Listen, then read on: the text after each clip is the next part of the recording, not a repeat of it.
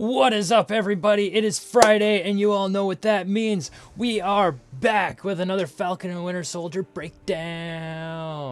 This time I actually got the episode name and number right. We're on episode 5. It's called Truth. I am Fr0zD. He is Fr0zD. Hey, I got the finger point right this time. Hell yeah. I had a challenge with that. Yeah, well, you're going to have a challenge with it because your camera flips when you go into your new one. Lucky. And then when I flip it, it's that way. Nope. See? Okay, it is the same way. It is the same way then. Okay. Oh, I guess it works because it's on either side. Yeah, okay. Hey, Friday, you're here quick. What's up, man? What is up? Welcome back. I don't know, but what's up? Sorry, I can't see chat too good. One sec. I gotta bring up chat a little more. Oh my god, what an episode for sure. For sure. Yeah. Let's go. Let me bring them notes up. Bring them notes to the tiz up. What a okay. Right. Okay. Not final thoughts, but initial thoughts of the episode. Thoughts. I'd say A, fantastic storytelling because we get so much given to us. Yep. And B, the fact that we only got a lot of action at the beginning is crazy, but I really enjoyed it. I didn't have a gripe with it.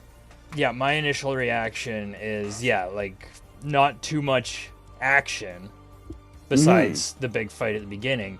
The amount of character development we got in that episode. Like, so good.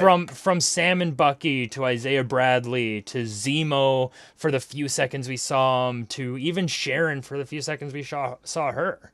Yeah, like, John Walker as well, but you can talk about him. Yeah, exactly. I just omit him. He's nothing now.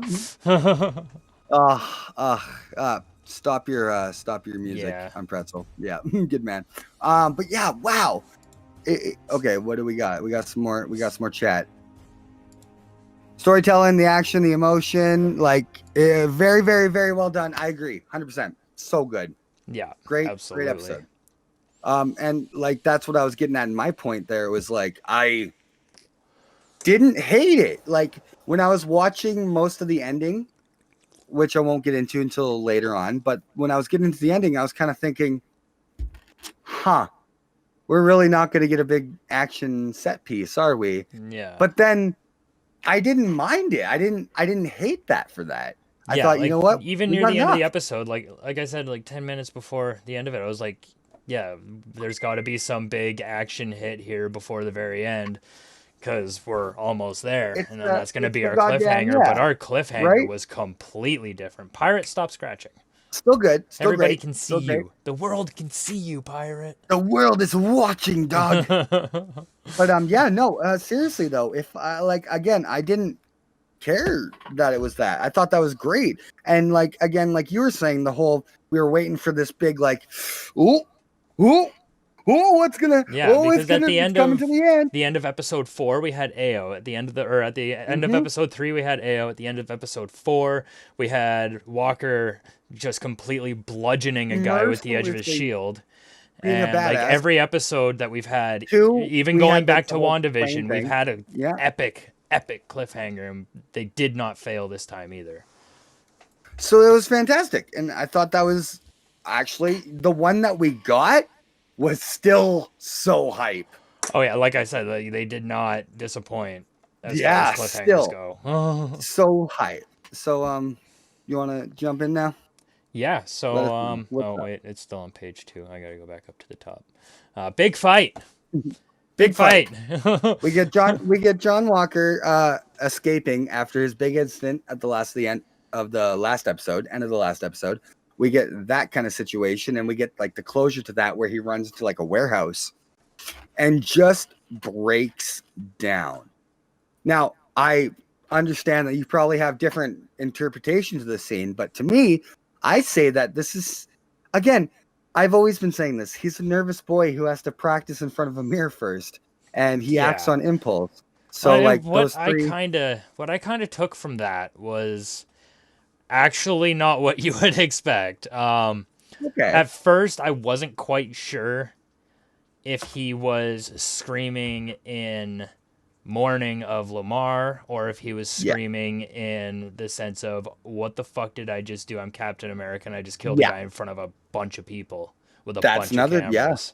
So like I kind of took from both sides of that, and I'm not gonna kick a guy while he's down. All right. Thank you. Okay. Yeah, I'll leave That's it at that. fair. Like the guy is hurting. I know what it's like to lose somebody. It sucks balls. So close, and it sucks. And yeah, 100%, right? Friday says Sam, Bucky, and Walker was a great fight because it's been building up since we first saw him. Absolutely. Yeah. And I've been 100%. rooting for this fight for a long time. Well, 100%. I've been rooting for this fight for like 5 weeks. I'm not going to say I was rooting for it, but I was hyped to have it happen. Well, you knew it was coming. You have to have it. You have to. Yeah. To me, okay. I'll get again. If you don't read the comics, I'm sorry. I'm gonna sound like a big old geek to y'all. But hey, in the cool, comics, man. Super Patriot was John Walker at the beginning. He was kind of like attempt at an anti-Cap, like an attempt at like a Joker to Batman kind of situation. When we already had Red Skull and Captain America, obviously. No. Batman, Joker, kind of. What's up, Brittany? Change the title on frickin' Restream. It's Brittany, Mitch. I'm glad we got people still here talking and chatting to know. Yeah, we're glad you can. They see it. I'm glad you can see through the lies. Final Friday. They see it. They see it's the not name. actually Fallen Order episode 10. if someone was searching up your category and saw it, they would look at the thumbnail and it would definitely say truth in there, and they'd be like, okay, they effed up. We'll watch them. Yeah. So we're all good.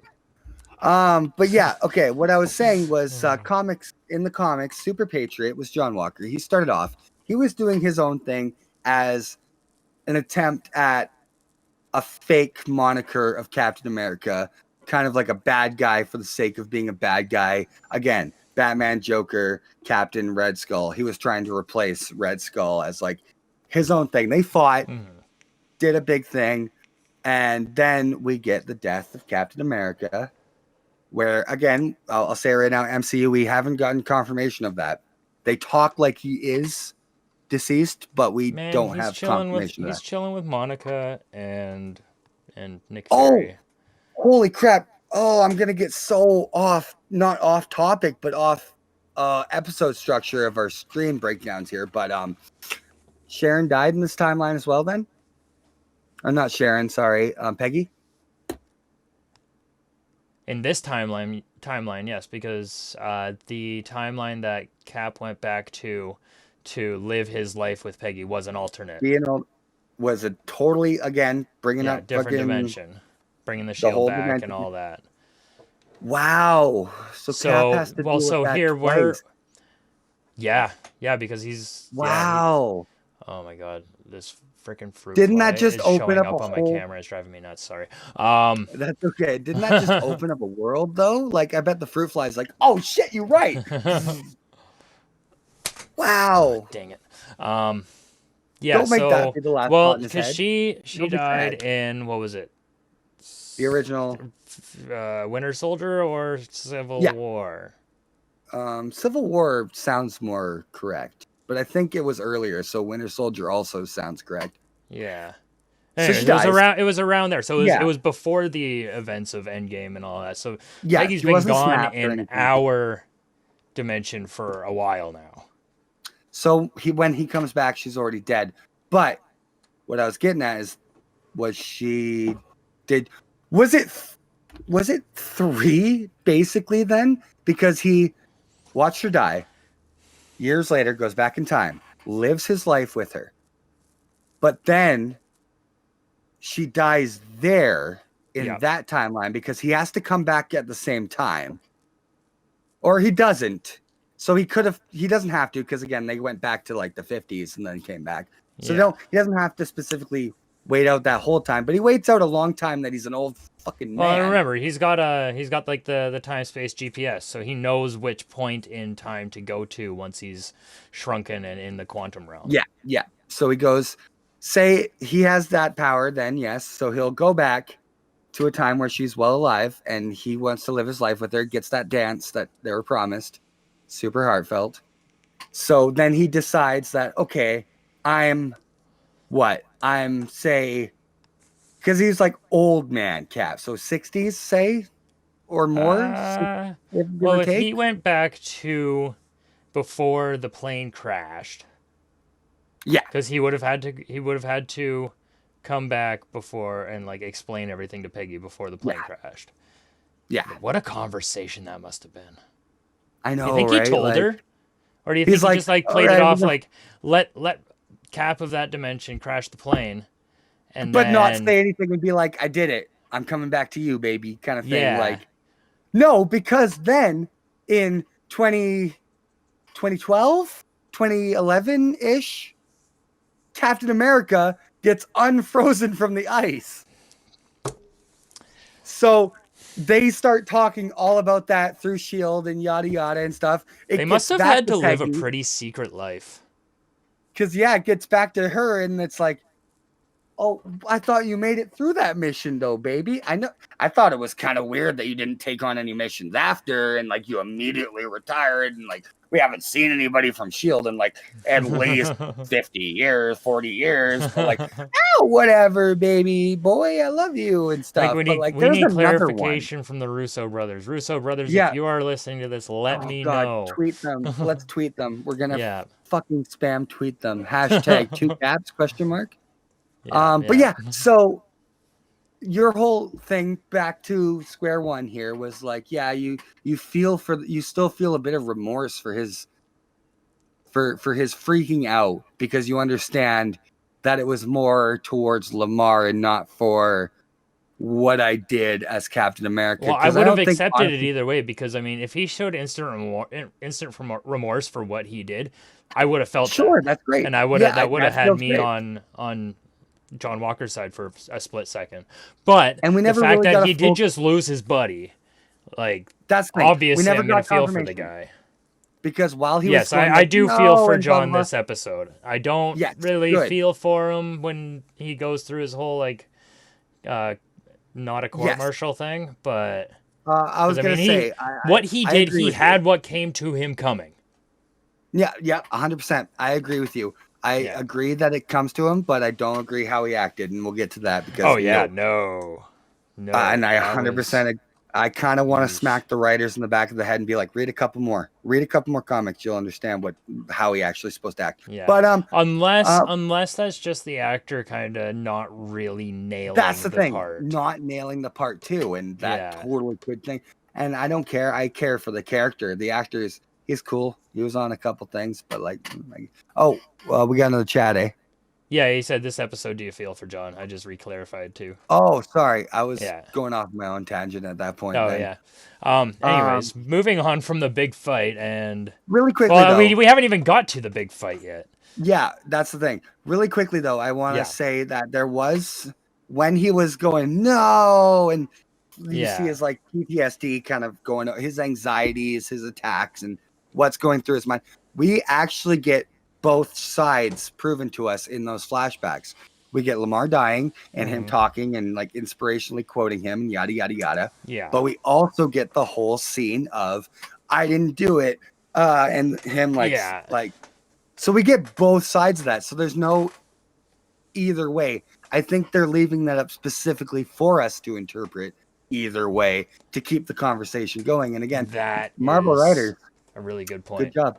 Marvel writers, good job. You know how to write a story to keep us talking.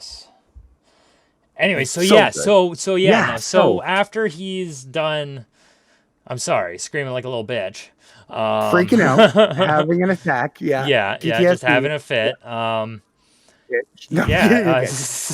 Sam's like, it's over, Walker, and then just basically just rage ensues, and it's Sam and Bucky. Yeah, with Sam and Bucky. And that was an epic fight. Okay.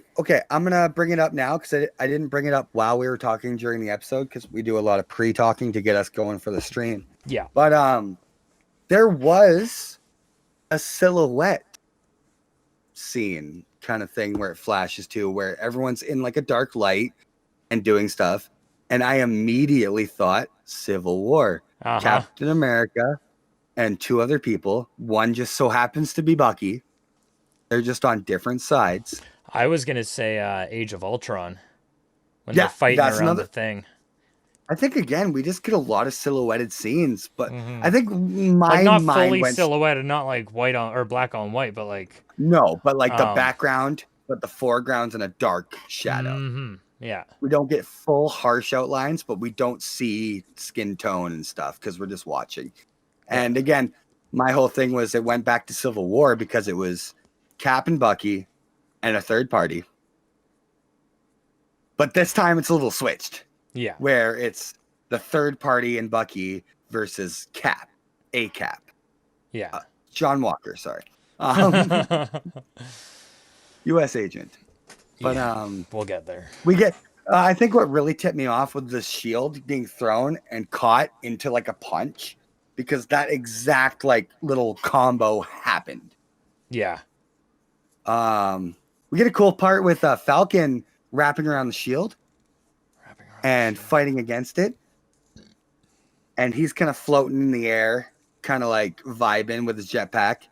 Oh, I was like, yeah, that's right. Yeah, he clips onto he shoots his little zip line or his grapple thing. Yeah, the little grapple clips thing. Clips the shield and tries to pull it, and he's like, what was he? He was Cap ended up bracing himself on like a storage crate or whatever. Yeah. And then did he just pull Sam down? They were kind of in a stalemate where he kind of pulled him into like the thing, but it was wasn't. I think Bucky was the one who kind of intervened too. He intervenes a bunch of times. Remember. That was just if you got the episode, it was just flash of just awesome scenes, which was incredible. I don't, but I think I can get back in, no problem. Yeah, no, it's all you, baby. But incredible scene, incredible fight, blows my mind. We got a lot of like cool tactics where it was John attacking the arm, where he was like, okay, that's his strong point, go for it, weaken it. Now he's got no offensive ability. Nothing. Yeah. Awesome. I forgot to. We got the shield being thrown a bunch, and then the one time where he did grapple the shield when it came back, and that's when he was like all hooked up and stuff, and like awesome scene. We get an actual like brutal injury. But I don't want to get into that part yet until you like catch up with the episode, because I don't want to skip ahead. Find the bit right now. But it's not super cringeworthy. Right there. We got another Chizat, so I'll jump on that. Here. It says Bucky got his arm messed up a bit. Yeah, I noticed that too. Yeah, because of again, he was going for the strong point, and it proves that they're all soldiers. Yeah. Like, we got World War II vet, we got an Afghanistan war vet in John Walker, and Sam was a soldier in the current army, so he was fighting the current enemies. Yeah. These are 3 basically veterans fighting, so they're smart. They're battlefield smart. So Bucky didn't intervene on that one. Cap just pulled the shield down in such a way that it like disoriented Sam, and he just fell so out you were right. Yeah, he kind of like got him out. Okay, so that makes more sense, because it was more of the after that situation, when we get to it, that's when Bucky intervenes. Yeah. So now, because now Cap's on top of Sam trying to choke him, and that's when he rips off the wings. That's where I was doing the little. Bucky's still like all like, but then he gets up, and after Cap rips the wings off, God, he just looks insane. Like actually insane. PTSD stricken. He looks shell-shocked. And then he was about to smash Sam with the shield, the same way he did the flag smashing, and that's when Bucky comes in and. Okay, that's a good point though. When you were talking about that's a good point though. You're talking about the situation where he looks insane. Yeah. To me, he's probably still PTSD stricken. But he just Oh died in yeah, well, front I of mean him. he's He just obviously in killed a man. shock, absolutely. So I feel that more shell-shocked kind of a look, where it's like he's definitely not all Well, there no, because he's I acting mean on I mean pure like when he instinct. says I am Captain America. Because he's just going off instincts. That's what he believes in. So he's like, Yeah. he's not. I don't know. I feel that yes, this is him, but also this is his like one of his worst points that he can't control. He's to put it in MCU terms, he's hulking out. He doesn't really, Well, because like and just that's why he would never. in the context of like Sam and Bucky are there to strip Walker of the shield, Yeah, and Walker just in a totally like just still in fugue a state, blood just frenzied rage. blood He feud. Yeah, yeah, shelf. he's Yeah, like when he's 100%. on top of him, he's just like, I am Captain America. And it's just it's one of those to me it came off as like just like the super self-conceited kind of I am Yeah, Captain America. and again, I think that's exactly what the writers are trying to go for. But the act, like we were talking about it, the actor isn't pulling it off right, Yeah. kind of thing, maybe. And I have no Maybe. gripes with the actor. He's No, doing no, very I well. think he's doing a great job. Yeah, he's doing very well, and he's playing that correctly.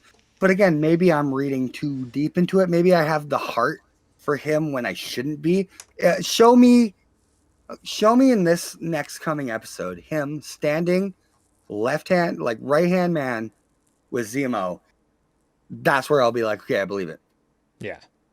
But I think right now I still have that heart for him where I'm like, he's trying and he's trying to fit shoes that are way too big for him. Yeah. And it's fucking with him mentally. Way too big So for I have anybody that except Sam or Bucky. Sam or Bucky, 100%. And Yeah. all three of them were there. Steve, Sam, Bucky, when the shield was passed off. That's why it was like perfect, beautiful send off to a character, which he hasn't been officially sent off yet. I don't believe Steve's dead at all. Yeah. But again, great. Okay, we're gonna come to the part with the body throwing, and I want to get into that as well. So let's move on here. The body throwing. Yeah. So, yeah. Now Sam comes in, punches Cap in the face, rips the shield off of him using the jetpack, Good scene. and off comes the shield. And that's where okay. And then Bucky spits out like a liter of blood. A good amount of blood at this Yeah. point. Like good fight. Good fight. It's intense and I like it. I'm super stoked. Oh, super fucking stoked. Like, let's go. Like, all like, just get fucking petted, Bucky. bro. Just petted. Just whoop-ah, whoop-ah. Oh, like petted. the body throw when they all kind of collide and fall in a circle around the shield. Yeah. Okay. Yeah. Did we skip the? Okay. Was there like who picked up the shield when it got dropped the first time? Let's get into that for a sec. Like after the little I am Iron Man bit. Yeah. Cap picks the shield back up. Oh. I watched the fight twice. It was really good. Yeah, it was a really, we were fight. going Yeah. back like repeatedly, like, yeah. what was that move? What did he do to him? And then we went back, watched the last like 20 seconds again, and then went back another 20 seconds or like later on. It was good. It was so good. But yeah, so then after Bucky and Walker are fighting, then Sam comes in, picks up the shield, and like runs at both of them, and like jumps up and kicks Walker just as Bucky's like whipping him around, and then that just totally knocks him out. And then they all fall in a triangle around the shield, and then Bucky. That's what I want to get into. Yeah, that's the part I want to talk about a little more because now I'm thinking about it, the triangle, because they fell in a triangle around a circle, and that's kind of screaming that Flag Smasher's eye. Well, it's really like not that I think it really has any correlation or any like direct symbolism, but it's just kind of one of those I don't know, what do you call it, a nuance? Yeah, kind of a little taste. Yeah. I'll say yes, symbolism, but for a different reason. Because there's 3 points to a triangle, all equal sides, and the shield's in the middle. So we have John Walker, Sam Wilson, and James Barnes all in a triangle shape. So proper. Right? So Mr. Barnes, James Barnes. Oh God, that was pretty good. I'm gonna actually Michael Scorn. I'm gonna give myself a little high five for coming up with that one. But again, triangle, 3 sides, 3 angles, 3 points, all equal sides, a right triangle. But I'm saying they were in a right triangle, so It's shut actually up, an equilateral. Equilateral triangle is the ones with all equal sides. I just call it a right triangle. Right triangle has a right angle, and then the hypotenuse. Oh, see, you're a smart man. I remembered. This is why I keep you around. Yeah, this is good. But it just seemed like what it was, to get back to the nerd stuff. I mean, the geek stuff, not the nerd stuff. Nerds are smart, but that's me. What it was like, oh, you know math, whatever. No, they all have what you see as like an equal grip towards the shield, where anybody could have grabbed it. Yeah, exactly. That I didn't even like add that point, but that's perfect. Like, if anyone were to get up first and grab it, that's what they would have definitely gone for it, right? Yeah. Like that. If you wake up, that's the only weapon. You're gonna instinct go for the so that. I mean, it could have only really been one dude, anyways, because you got one super soldier knocked out, one non-super soldier just super beat the fuck up after a fight, and then a super soldier that just knocked a guy out. So yeah, you're not wrong. Bucky was really the only one who could get up and get it. That's the thing. I was just thinking, though, with the whole point of the framing of the scene, that yes, the series as a whole is about these 3 dudes and that shield. Absolutely. And I love that. That was some beautiful cinematography right there. Mwah. Mwah. Just fantastic chef's kiss. Yeah. So, I mean, after we just spent like 25 minutes talking about the fight, well, before the fight and the fight. You're talking literally about the whole first 2 minutes of the episode. Yeah, exactly. But that's how good this show is you can spend 25 minutes talking about the first that's just 5. That's, right? That's Marvel, baby. Yeah. So, anyway, Sam... It's about like a 30-second scene, right? They get whole YouTube episodes about it. So at the end of the whole fight, Bucky's picked up the shield. Sam's just like kind of crawling himself up, and Walker's all passed the fuck out because, nobody wakes up from that. Not right away. I wouldn't. Even if I did, I'd be like, I give Sam props for like a little groggy. I'd be like John Cena after a power bomb. Yeah, especially at this age. God, yeah, no, yeah. So and then Bucky walks over to Sam with the shield, and he's just like gives him the shield, and he's like, "Here," and he walks away. Beautiful. Yeah. Again. Oh, I was just gonna move on, but if you've got something else to say. Oh, I was gonna say to bring it to the triangle aspect again of all 3 guys. That was our scene of, yes, there was the guy who was able to get up and pick up the shield, but he immediately gave it to Sam. Yeah. And absolutely. If I'm going off the whole symbolism of the series, again, spoiler heavy. Sorry, guys. If you haven't watched it, watch us after. But by the end of the episode, that kind of comes true. Yeah. Beautiful.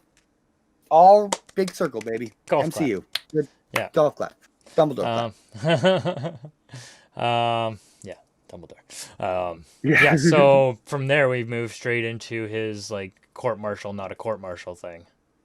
Or did it? Yeah. Not? Okay. Did I write this backwards then? Because I have. There might have been like a Flag Smashers thing in between, but I was thinking the Therese and Sam talking part. Oh, I kind of just glazed over that. I just wanted to bring up that we do get confirmation that those wings, fuck. Yeah, they're fucking. He's just leaving them.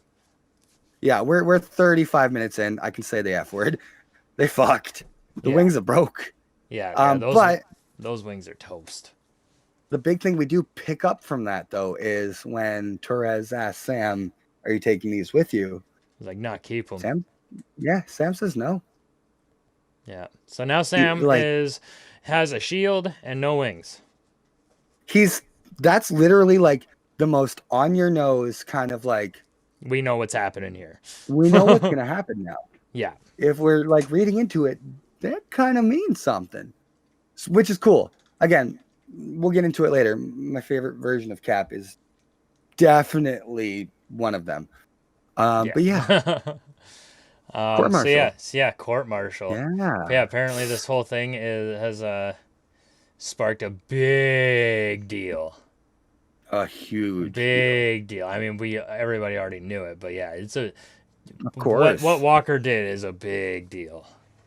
So the court martial, they're kind of giving him a bit of a break here, but they are helping he's him not out a little bit, accepting but he's not having it. Yeah. I like to say like it's kind of like you wear like your basically he's wearing his line of duty uniform. Yeah. And he just committed a murder in front of people.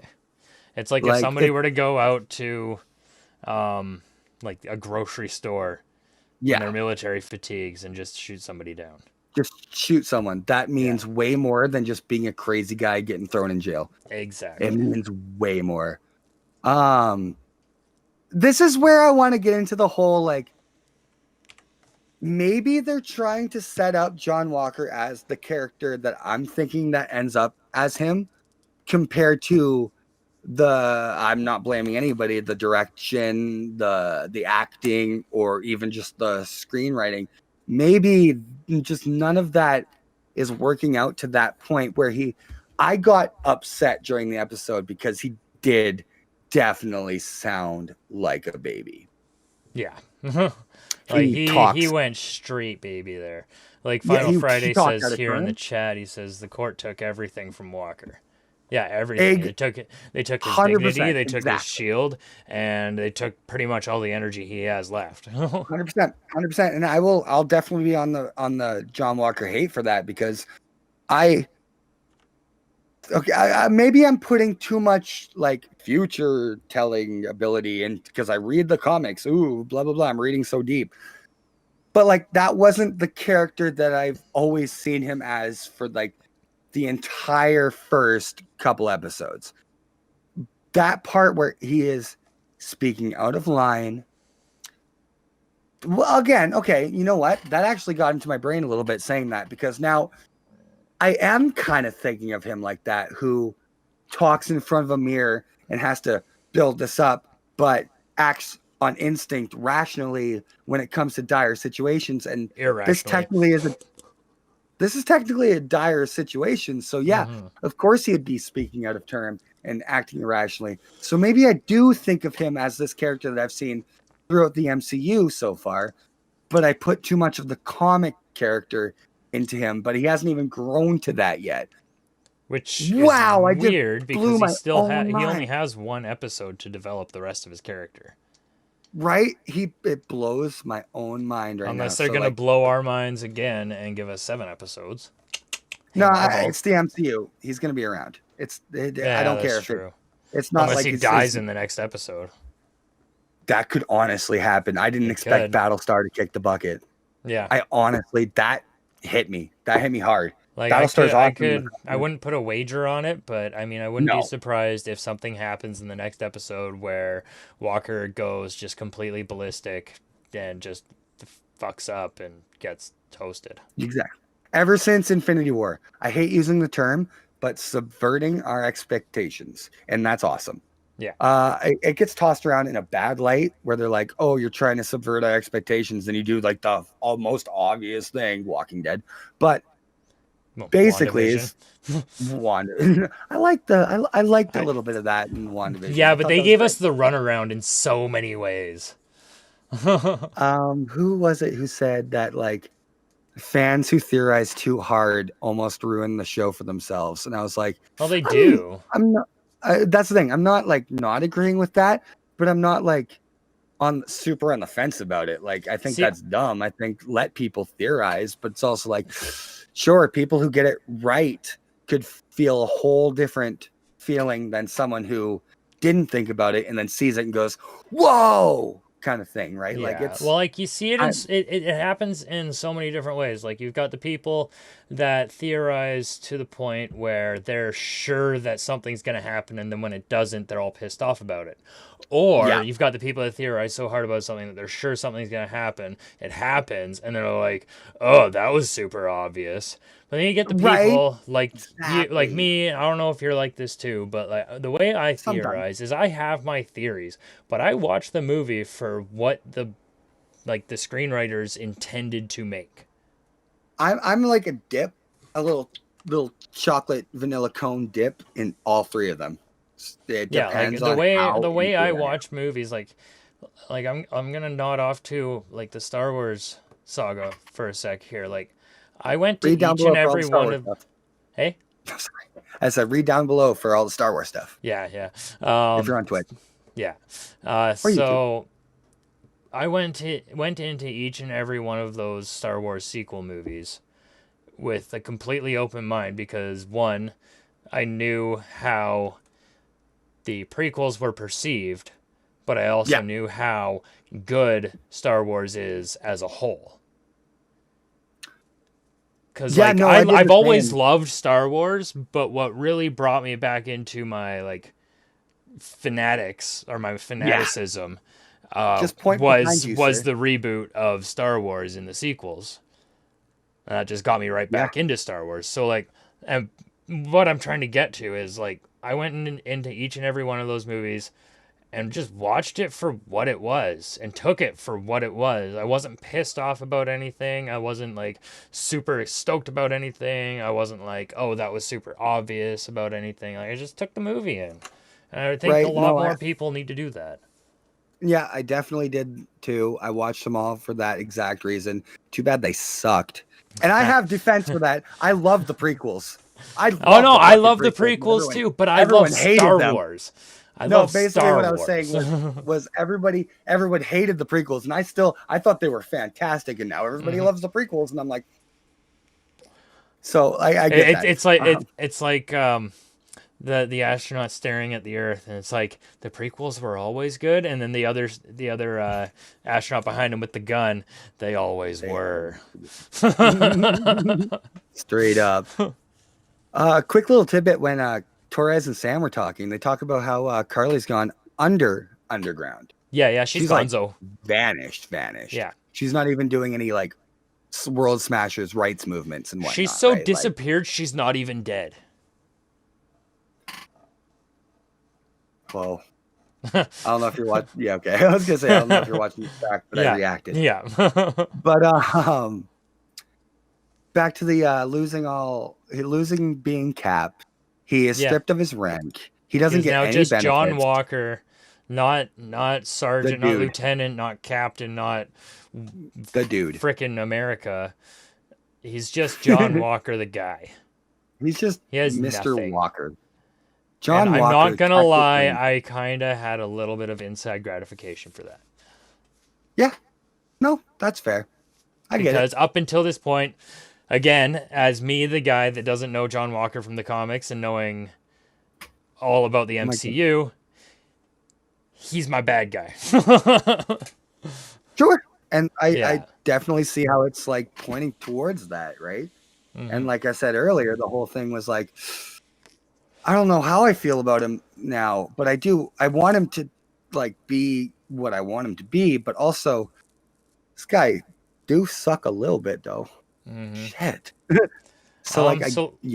Let's get into Val.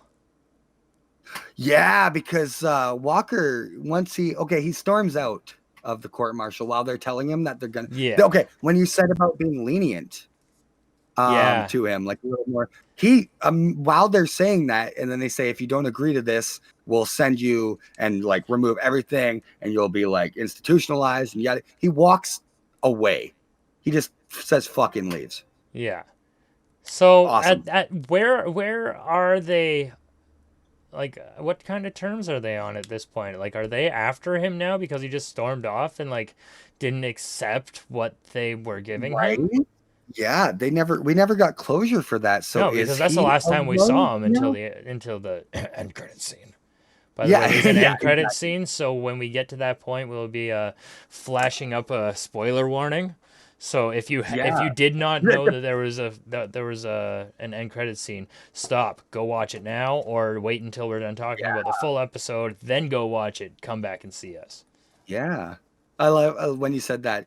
Like the spoiler warning I said earlier was like medium sized, and then what you said, your spoiler warning came up and it was like 3 times bigger. Like, no, there's another part that we Yeah, will talk about. So yeah, please. yeah. Good. Yeah. um. We get So yeah, Valentina. What is it? Contessa, Valentina. Oh fuck. Allegra de Fontaine. That's it. Yeah. Yeah. Allegra. That's an allergy What? medicine. I was gonna say, what? You don't get stuffed up and you're not clear Yeah, after? Contessa No. Valentina Allegra de Fontaine. Yeah. Yeah. But just call me Val, but don't call me Val, only call me Val in your head. So how are you like? You're not saving any time. Hey, woman. lady. Okay, lady. Yeah, Okay. that's what I'm gonna do. Just fucking lady. Yeah, she's right. weird. Yeah. I don't get her. She gives Walker's girlfriend a business card, but the business card has got nothing on it. She's got this weird purple Agnes-like hair. Yeah, she does. When the light catches it, and you're like, "Oh, that's purple. That's not black." Yeah, so like, She's did Wanda go back and throw some red wiggly woos and like change her appearance and turn her into something else? if she wasn't already an established comic book character. Yikes. Yeah, she's a Hydra agent, like you were saying, because she was from S.H.I.E.L.D. Is that the lady? Because I was starting to have doubts before, but I just thought she looked like her. She definitely is, because she's established in the comics for also being a S.H.I.E.L.D. agent who defected to Hydra. Okay. So that's what I was getting at with the whole. If she wasn't Civil like War comics too. Yeah, dude. Ooh, if you haven't, please read the Civil War comics. I mean, my biggest recommendation for Marvel Comics is Old Man Logan. Please read Old Man Logan. It's fantastic. I know. I totally whiffed on it when it first came out. Like, I didn't grab it because I wasn't really into comics, but I was getting into the Star Wars comics, so I was like, no, I can't get into it too. If I were to like give my ultimate Marvel comic like recommendation, it would definitely be Old Man Logan for sure. Yeah. I have about 97% because Civil War 1 and 2 are also good. There's another one that I can't remember where Civil War continued, and it's an alternate future. The same lady. No, okay, but in the comics, she is a Hydra agent that like was in S.H.I.E.L.D. This is what I'm reading here. In the comics, Contessa Valentina Allegra de Fontaine is an Italian noblewoman who joined S.H.I.E.L.D. and even ascended temporarily to the rank of deputy director, becoming Nick Fury's lover. Eventually, she infiltrated Hydra and assumed the identity of Madame Hydra, though she was actually a triple agent, having worked for Leviathan as a sleeper agent since before being recruited by S.H.I.E.L.D. Holy crap! Oh yeah, dude, it gets deep. You're tipping the iceberg, bro. That's why I just kind of kept it at she was an agent of S.H.I.E.L.D. and now she's in Hydra. That's all you need to know for the MCU. But she was in Hydra before she was in S.H.I.E.L.D. Exactly. And then so she was a Hydra agent, went undercover to go infiltrate S.H.I.E.L.D., to go undercover again to infiltrate Hydra. Welcome to comics, yo. You know when they reference the Hail Hydra part in Endgame? Marvelception. Yeah, no. In one of the continuities, he's actually a sleeper Hydra agent this whole time. So the Steve Rogers you know and love is a secret Hydra agent. Cool. comics, but dude. not in my timeline. Exactly, not in your Earth. What is it? 199999999 or something for Maybe. the MCU universe? I think. I'll just look it up quick. MCU universe number. Wow, it's the top search. It is Earth 1999999. Jesus. So I was right. I just gave a couple extra nines. With the card with nothing on it, what do you feel is coming out of that? It's got to be invisible ink. It's got to be some sort of like UV something. Yeah, 100%. He's gonna or he's gonna keep it in his pocket. It's gonna be like nighttime. He's gonna pull it out. And he's gonna be like, "Oh, glow in the dark! Wow, I remember that when I was 12. Glow in the dark. That's cool." Yeah. But then we get Zemo. Yeah, we do get Zemo. And he's in front of the monument, the memorial. The Sokovian memorial monument. Yeah. And then Bucky just walks up behind him. Like a boss. It's like, because we had earlier talks in the episode with Bucky saying that they will find him and yada yada and stuff like that. No, he just straight up finds him. That's how good Bucky is with Zemo. Yeah. Oh yeah. He knows. He just walks up and he's just like, yeah, I know where he is. So good. Yeah. He's so, and he comes with a gun. Yep. Bucky got what, like a 911? It's like it's like a 1911. But yeah, he points it at Zemo's skull, clicks back the hammer, which I don't really quite understand. Maybe I don't understand pistols enough, but like, I don't think with a semi-automatic pistol, don't you just pull the trigger? I believe the trigger pulls back the hammer and then fires it forward. But I guess you load the clip in, and then you go like load the bullet in. Yeah, that pulls back the hammer. Maybe because the hammer wasn't already pulled back and there was already one in the chamber. Maybe I don't know. I don't know. I don't know guns. Oh, Canada! Thank God we don't know guns. Yeah. Topical. So yeah. And then I was trying to count the bullets, but I'm assuming now, watching back, there were 9. And I think that's like a regular Colt 1911 clip size. I think it's 8. Like 9. But not 9 if you have one already in the chamber. Loaded in the chamber. So yeah, I think there was... So yeah, but anyway, he pulls the trigger, the gun clicks, nothing happens. And then he just drops a handful of bullets. Yeah, does he? Nothing happens to like drop it. I can't remember right now, honestly. No, he just kind of drops. He just drops. There's no like, I don't know. Nothing really causes it, but him dropping it. I guess I don't remember. My brain's kind of torn right now. Like maybe something happened to like get him into that conversation. Well, like there was a conversation before the gun thing.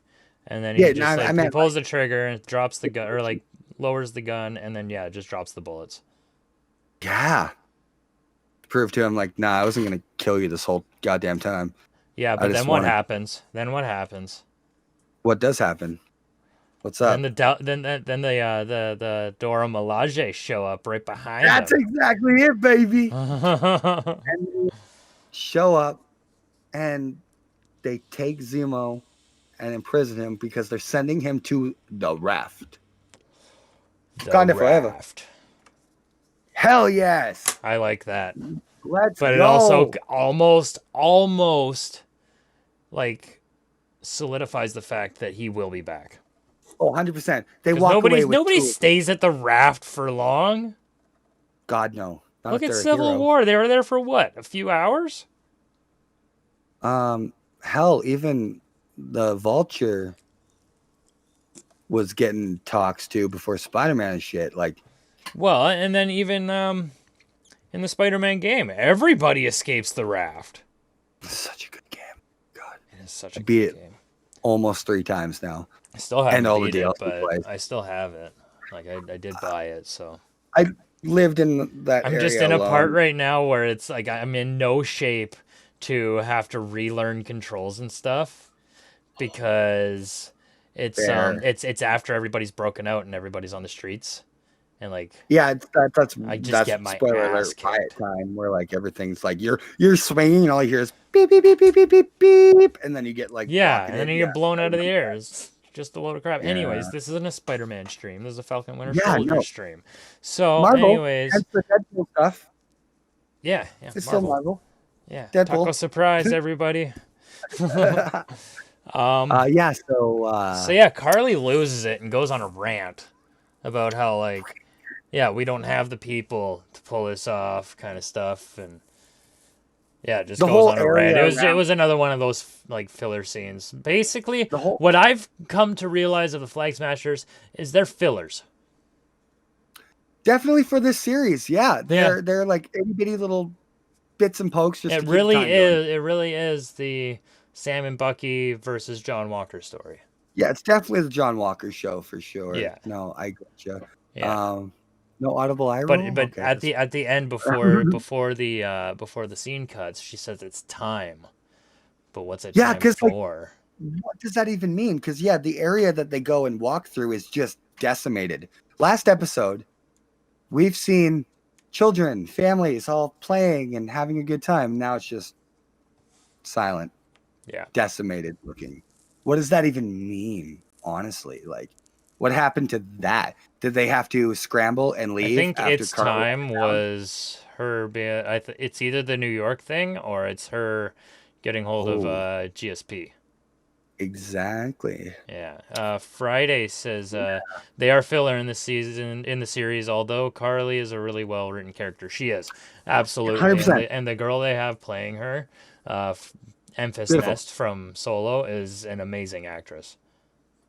What was I saying while we were watching? I'm like, she is like a super adorable woman. She is. But you could tell maturely maturely cute. Yeah, she's got her own kind of like thoughts and freedoms and minds and all that to her own fruition. Yet she does look like, just like a little like playful, free, cute girl who's just adventurous and stuff. Like it's the perfect disguise. If everybody didn't already know what she looked like, it's the perfect disguise. Exactly. She's unintimidating, but will cut your throat when the time comes, kind of thing. But she's really not malicious, but she'll do it if you're in her way to her greater goals of making the world a better place. Yeah. Oh, she's complicated. That was hold up. Oh no, Carly going on a rant. That was before Bucky went to Sokovia. We got both of them. Yeah. I just got lost in my notes here. I don't even worry, Doug. I get you. Yeah. So that happens, and then Bucky and Zemo happen, and then from there actually we finally get to see Sam again. We get to see Sam, and he's walking down a cold, dark road, and like the only one he knows is his shadow. He walks a lonely road. The only one that he's ever known. No. It's very cute. It's only him, and he walks alone. It's only him, and he walks alone. Don't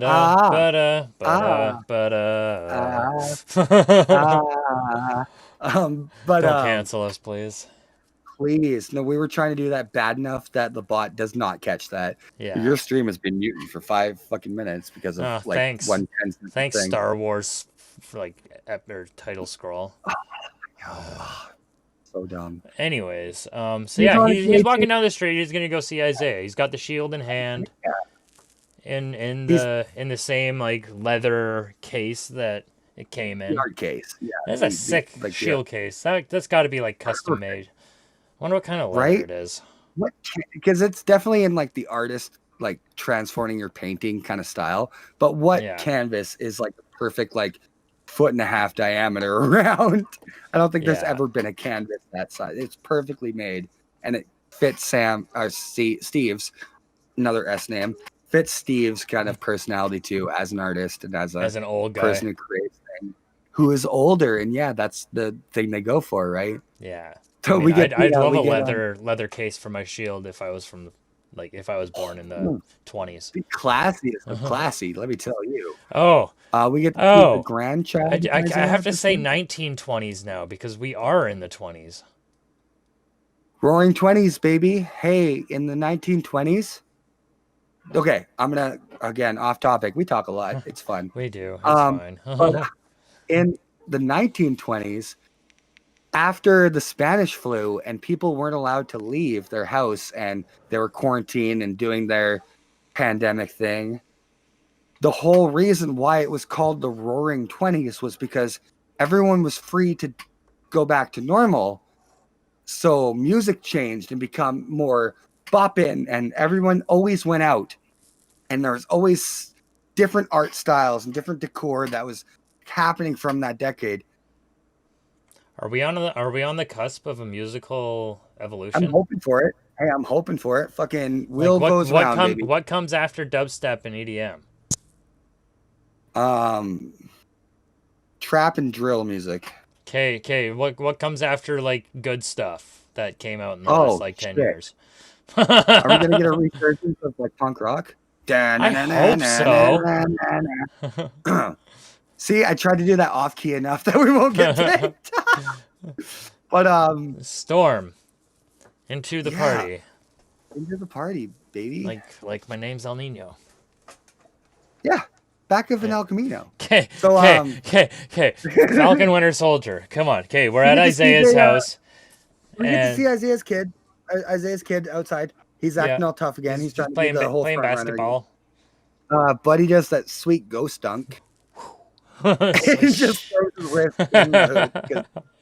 That was cool. I guess. Why not? Yeah, I used to do that all the time. I had a basketball hoop on the side of my house. Yeah, so what? You want to fight about it? You want to fight about it? I remember. Yeah, so what? Big whoop. Want to fight about it? You want to fight about it? I don't know. I usually had a basketball in my hand when I dunked. I don't know. Yeah. Well, somebody else had the basketball. So what else am I supposed to do? straight up. Dunk it in there. Or just see if I could touch the rim whenever we had to go to the sportsplex instead of the gym at school. That's true. You're not wrong. They had all the different size nets. I just never fake dunked. I just touched the rim and stuff, just to see if I got hops. But I like when Sam shows up with the shield and the case, and he's like, "You're here for this," and blah blah blah. And Sam like puts on the workbench and goes to open it, and he says, "Don't open it," and stuff like that. And it's like, okay, if I was a neighbor and I actually gave a shit, I was looking out the window and I'd be like, "Oh, that's Sam Wilson. That's the Falcon. Holy crap, he's on the news all the time. That's the Falcon. Wait, why has he got that like big round thing in some sort of like case or something? Oh my God, is that Captain America's shield? Oh, but I thought John Walker had that. What happened?" That's my nosy neighbor. And not only that, but I mean, what he said after he told him not to open it, he said, "Those stars and stripes don't do nothing good for me." Right? And it's like, it doesn't. He was going to open it. It doesn't matter either way. It was just, I don't know. I thought it was cool. It definitely symbolizes his whole, like, I don't care for Captain America and that whole thing that I've been through, because we're going to get into that in a sec. Yeah. Good scene, though. Final Friday says that line hit hard. Yeah, it absolutely did hit hard. 100%. Because we'll get into it, because the next scene they go back inside and they start talking about basically Isaiah's backstory with the 332. The 332. Yeah, you know more about that stuff, so I'll let you dive into that. Not deeply. I only know that it's on the same vein, more professional. So like, it's on the same vein as like the Howling Commandos, but it's a more professional. They're the 332. They are like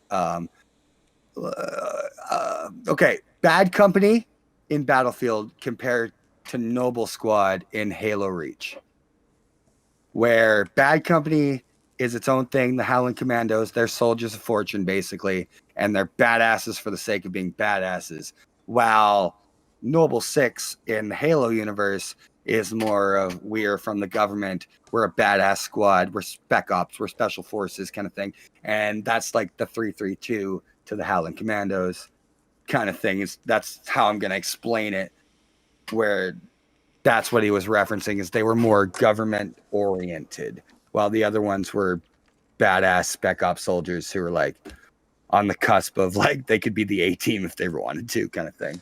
Yeah, I never played either of those games, so that's just gibberish. But I'm sure the viewers have played those games because they're very good. They're very well received games.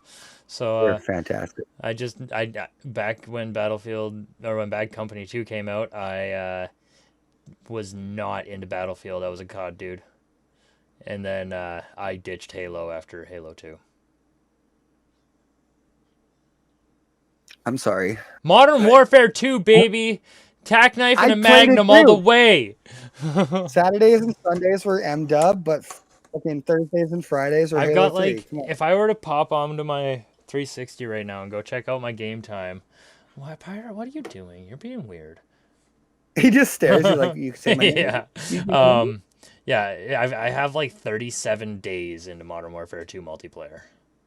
Like it Sounds was all right. when I worked nights, it was wake up at 11, have coffee, go to work, come home at 9, play Call of Duty Modern Warfare 2 until like 2:30, 3 o'clock in the morning, go to bed, wake up at 11, do it Enjoy all over again. the world's most toxic chat I've ever been a part of. Oh, it was so good No, though. no, no, no. Wait, no. I enjoyed M-dub 2.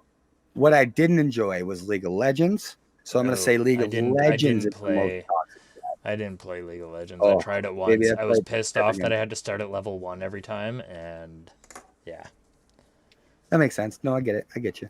So Anyways, they're talking about how the 332nd we're all super soldiers. yeah, They were yeah, being but the given way that it happened wasn't exactly yeah. ethical. No, No, not they at were all. told they were getting tetanus shots. Now, Oh my now I have a god. question. When Isaiah said that they gave us each a different version of the serum, Yeah. now did they mean a different version of the serum as opposed to the one that Steve took, or did they get a different version of the serum that gave them each different powers? What it was when he was talking about it is they were trying to recreate the serum. Okay. So they were each given a separate batch to see which one clicked.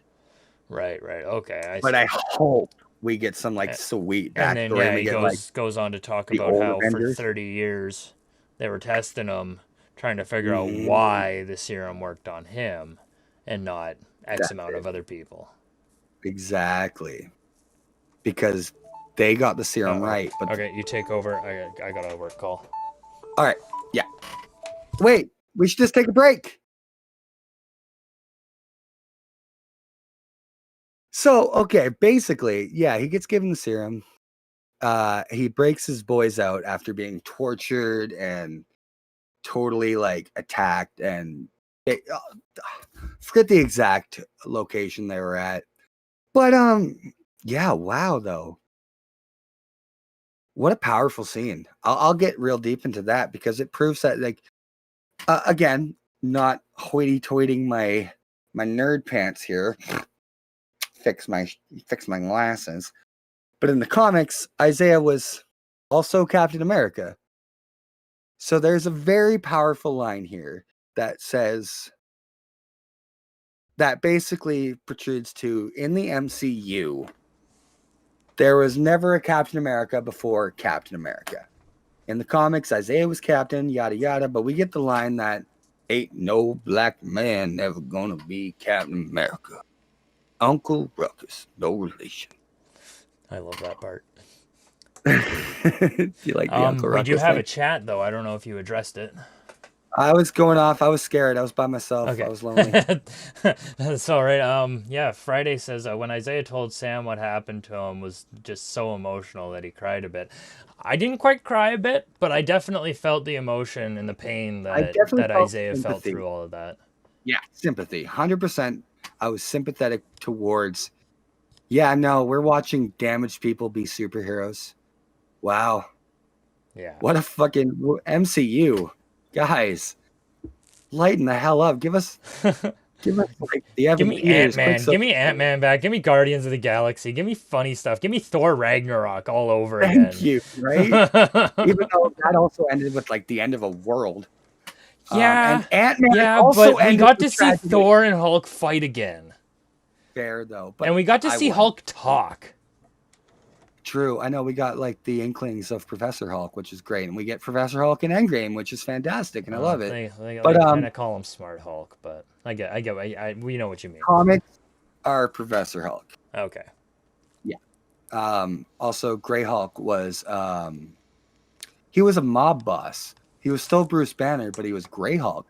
So I'm just gonna keep dunking on you with comic knowledge when you correct my MCU Have at her, knowledge. man. Have at her. I'll soak all that in. Yeah, And I'll be because like, so yeah, my buddy read the comics and he told me this. exactly.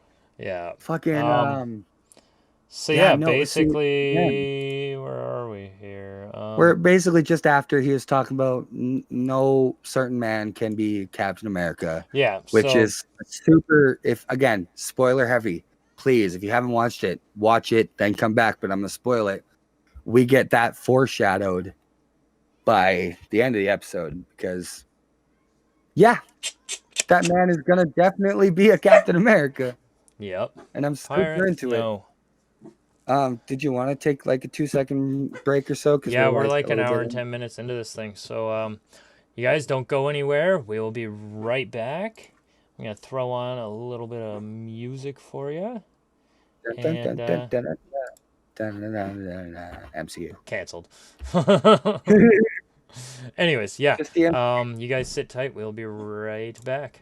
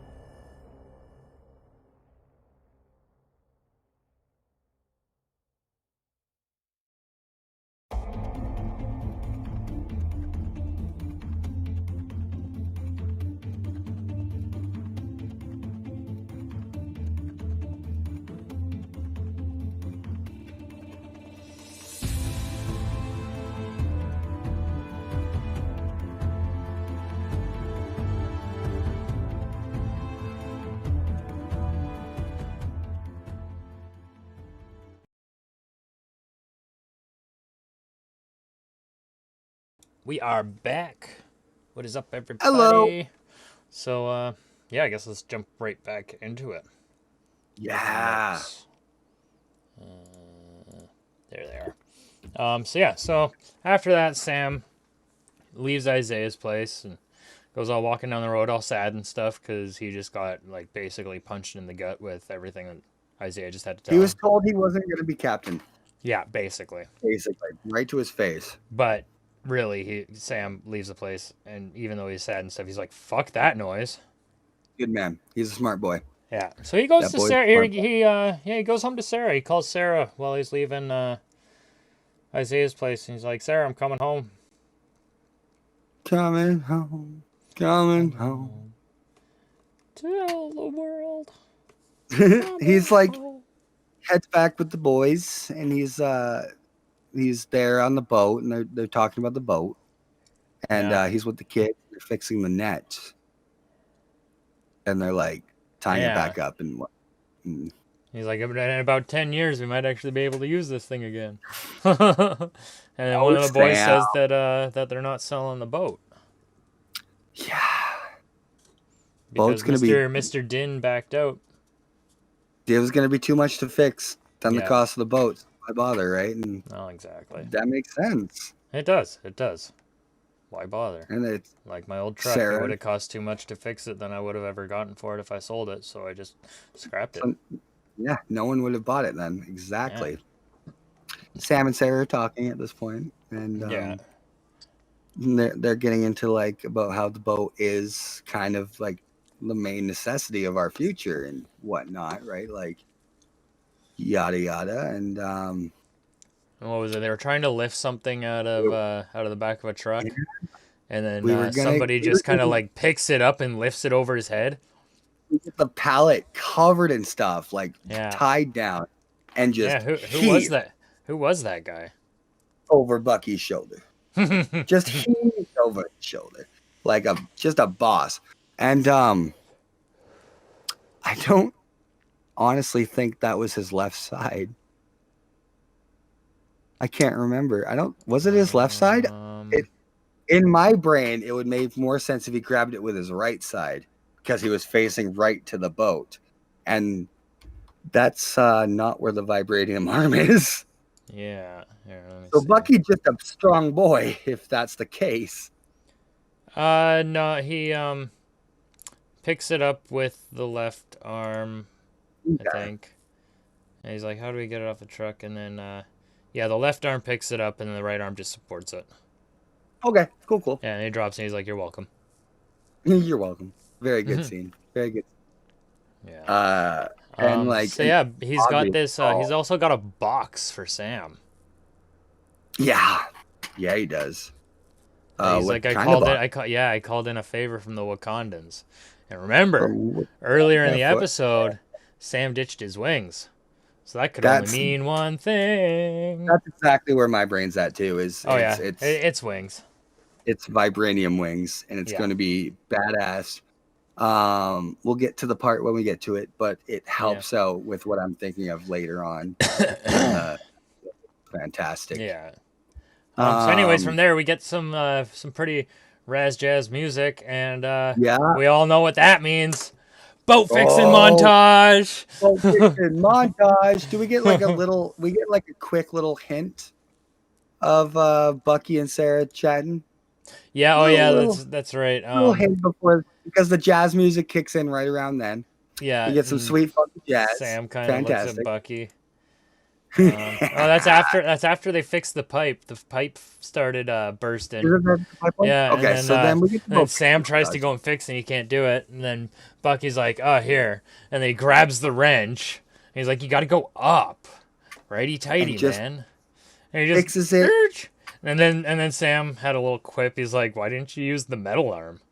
He's like, "Oh, you have." I kind of don't think about it sometimes. I'm right-handed." Yeah, he's right-handed, so he goes for his dominant hand to do things. Exactly. Even after how many years has he 100? Had a metal arm now? Oh, like 80. Many years he's had a metal arm. You'd think he'd get used to it, but he doesn't, and that's super cool. That's awesome. Yeah. And then they're walking to go start fixing the boat, and Bucky gets introduced to Sarah. And he's like, I'm Bucky. And she's like, Sarah. And they kind of just smile at each other. And Bucky's like, Sarah. Now, correct me if I'm wrong, but was that not the name of one of the chicks in the first Avenger? When Bucky and Steve went out for drinks with those girls? I swear one of them's names was Sarah. Maybe. Sarah's a common ass name, dog. It is a common ass name, but Final Friday says it the wasn't boat Sarah fixing Connor. montage was fun. Yeah. And Bucky talking to Sarah was funny, which is fantastic. It was funny. I would honestly, I would totally entertain the idea of something like that going on later. Oh, I ship them. I ship them. I ship them hard. I feel that chemistry. They're both kind of tough on the exterior, but soft on the interior. I feel that. They're two cashews. They're two almonds banging. Almonds are pretty tough, though. Yeah. They're two peanuts banging. Yeah, peanuts are pretty soft. Yeah, so they got hard outside and soft insides. Yeah. They're kiwis. You can bite them chestnut. both, though. They're fucking chestnuts. Exactly. Anyway, so yeah, I see the box and I'm like, Wayne Conda forever. Wayne. Wayne. Bruce Wayne Conda. Wayne Conda. Bruce Wayne Condom forever. Yeah. No, because then we wouldn't have Damian in the DC universe. So now we go to a different scene. No condom. With after the montage, and it's John's at Lamar's parents' house. Are we okay? I think we're there. I feel like my notes are before that, or after that. Maybe I got them mixed up because it's Sam and Bucky finishing off. Yeah. They had a little back and forth. They're drinking the most sponsored alcoholic beverage known to man. The green Heineken. Even James Bond, the motherfucker who takes his fucking vodka. He takes his martini shaken, not stirred. Thank you very much. But in the fucking Casino Royale, Heineken was like, "We in here." Yeah, let's have him drink. And he does. The most sponsored drink on the fucking known planet. So they're drinking Heineken. They're drinking some Heineken. They're throwing back a couple Heinies.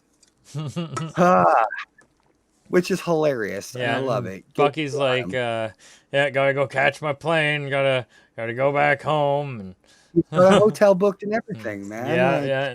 And Sam's like, "You're just gonna set me up like that?" He's a lone white wolf. Yeah. And no. I would really like him to come out with some wolf helmet, vibranium wolf helmet. Bucky's a furry, confirmed? No, it's vibranium. It's not furry. That's his persona? Is just a white wolf? What are you getting at? Yeah, and then we get the cool little scene about Sam talking about the neighborhood and how everyone's just the nicest group of people around. Yeah. And just stay here, stay at my house. It's a funny little bit. I gotta find. Yeah, go do the bit. Yeah. Do the bit. Yeah, here. I don't want to make it weird for you and your family. He's like, just stay here, man. The people in this town are the most welcoming people in the world. They don't care if you wear small t-shirts or have 6 toes or if your mom's your aunt. Okay, I get it. I mean, the people are nice. All right. He's like, but don't flirt with my sister. I was getting to that way too. Yeah. Because my favorite part of the bit was just don't flirt. But because it's a Marvel, I'm gonna quickly look up 6-toed Marvel heroes. just for the sake of it. What do you got? Looks like a Thor kind of demon beast. So maybe not. Well, he was from the Runaways. We never saw Surtur's feet, so Surtur totally could have had 6 toes. Oh my God! 1 second here. Okay, wait a goddamn second. I'm on for this guy. His name is Giborim. He isn't an alien. Final Friday says 6-toed Marvel heroes. Lol. Yeah. We're on a bit of a bit of a I'm tangent. hey, no, it's not a tangent. It's Marvel seed planting. I'm trying to dig up the seed to be the first one to do it. Okay. From the Runaways, and the Runaways has been a Marvel series. It just didn't do well. It was one of the next Netflix ones that was canceled. Yeah. It Like definitely the was a rest of them. thing. Yeah. So I looked, but I'm looking at the database here on the wiki because I don't care for Runaways a lot, so I don't know this character. It literally says alternate realities, but it has the MCU Earth 199999. Huh. The Gibberim are an extremely long-lived alien species made of light, similar to another species. How I'm not going to pronounce that and ruin my life. However, unlike that other species, they possess and take over human hosts. Hmm. And that is read from the cinematic universe, like description What? of them. Yeah. Weird. Holy shit. Did This is I from Thor? accidentally what? Is this from Thor? It says the first appearance was Runaways. And I can't tell any other thing because it only says their only appearance in the Was MCU. Runaways considered part of the MCU? Ooh, none Man, of I'm just the. trying to think of when they were ever mentioned in the I MCU. don't think so. That's why I'm thinking this means something. Hmm. They can take over human hosts, and they have 6 hosts, I mean, really, and they are. as long as the Skrull can knock out the person they're impersonating, they're fine. They're basically that. Hmm. I'm saying that maybe there's going to be a throwaway line later that proves that maybe when we get like a movie kind of adaptation of the Skrull War and stuff, because I think I've heard that they're going to incorporate a bit of that into the next Spider-Man because of Oh the whole yeah. Nick Fury and stuff. Pirate, don't look at me. So I'm Look at the thinking, camera. no, I'm kidding. Just imagine. There he is. Hey, Say hi, buddy. pirate. Hi, So maybe we're gonna guys. get a throwaway line that there was a bunch at that dock where they are. That's all I wanted to get at. Maybe there's something to it. I don't know. Marvel. Yeah. It's Marvel. Where are we? Now we get to John. Yeah. John's lying to Lamar's parents, saying that he killed the guy that killed his kid, but he Yeah. didn't. He didn't. Oh, he didn't. He Still pretty just acted confident that it was Carly that kicked him into the wall. right. Dog. Just dog in the Dog. chat. Get doggo in the chat. Doggo Doggo in in the the chat. chat. Join up on our Discord, right? Please, doggo. You'll get dog memes all the Yeah, you time. get dog memes all day long. Yeah, whenever you want them. But yeah, he does lie because he doesn't want to come across that he did just F up while acting on impulse, and that sucks. This Yeah. dumb has no idea how to fix situations from a Yeah, bigger so he's picture point having of this big view. old heartfelt conversation with Lamar's parents, but it's all a freaking lie. Well, I mean, no. Not all of it, but Yeah, because the it part was about him, his killer getting justice. His killer didn't get justice. exactly. But he did tell them that their son died, and there was a lot of talk about how they were really good friends, and Battlestar Yeah. looked up to Cap, and that's a lot of truth there where it comes to that, which is absolutely heartbreaking because he did lie and tried to give them fake closure. And Mm-hmm. what if something happens where the truth does come out, I also killed Battlestar, or some not so stupid, but on that same kind of vein where it's well, now they're extra broken because they lived however many weeks or months or however big our time jump is on the next 2 episodes, because I'm assuming there honestly might be. Think so? I'm going to say there honestly might be some sort of a time Well, there's jump. gonna have to, given what we see in the post-credit scene, there's gonna have to be at least like a couple of days, given he goes ham. But I'm going to say that was also part of the time jump. I say that was our montage we got between times. Just for the sake of it. Just to see.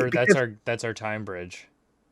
I'm thinking so, because a lot of story ends, they didn't get closure, but they got set up to a break. Where someone's training, someone went back home, and the Flag Smashers are underground. So we got kind of like okay, things were silent for 6 months or so. Yeah. Where homie trained that's why he's going to come out all badass, because he trained that whole time. They could maybe. Again, maybe. I don't know. I have not looked at trailers. I have not looked at previews. I have not looked at any like speculation videos. So this is all just off the top of my dome. Yeah. So I say maybe. It sets up for a nice little jump.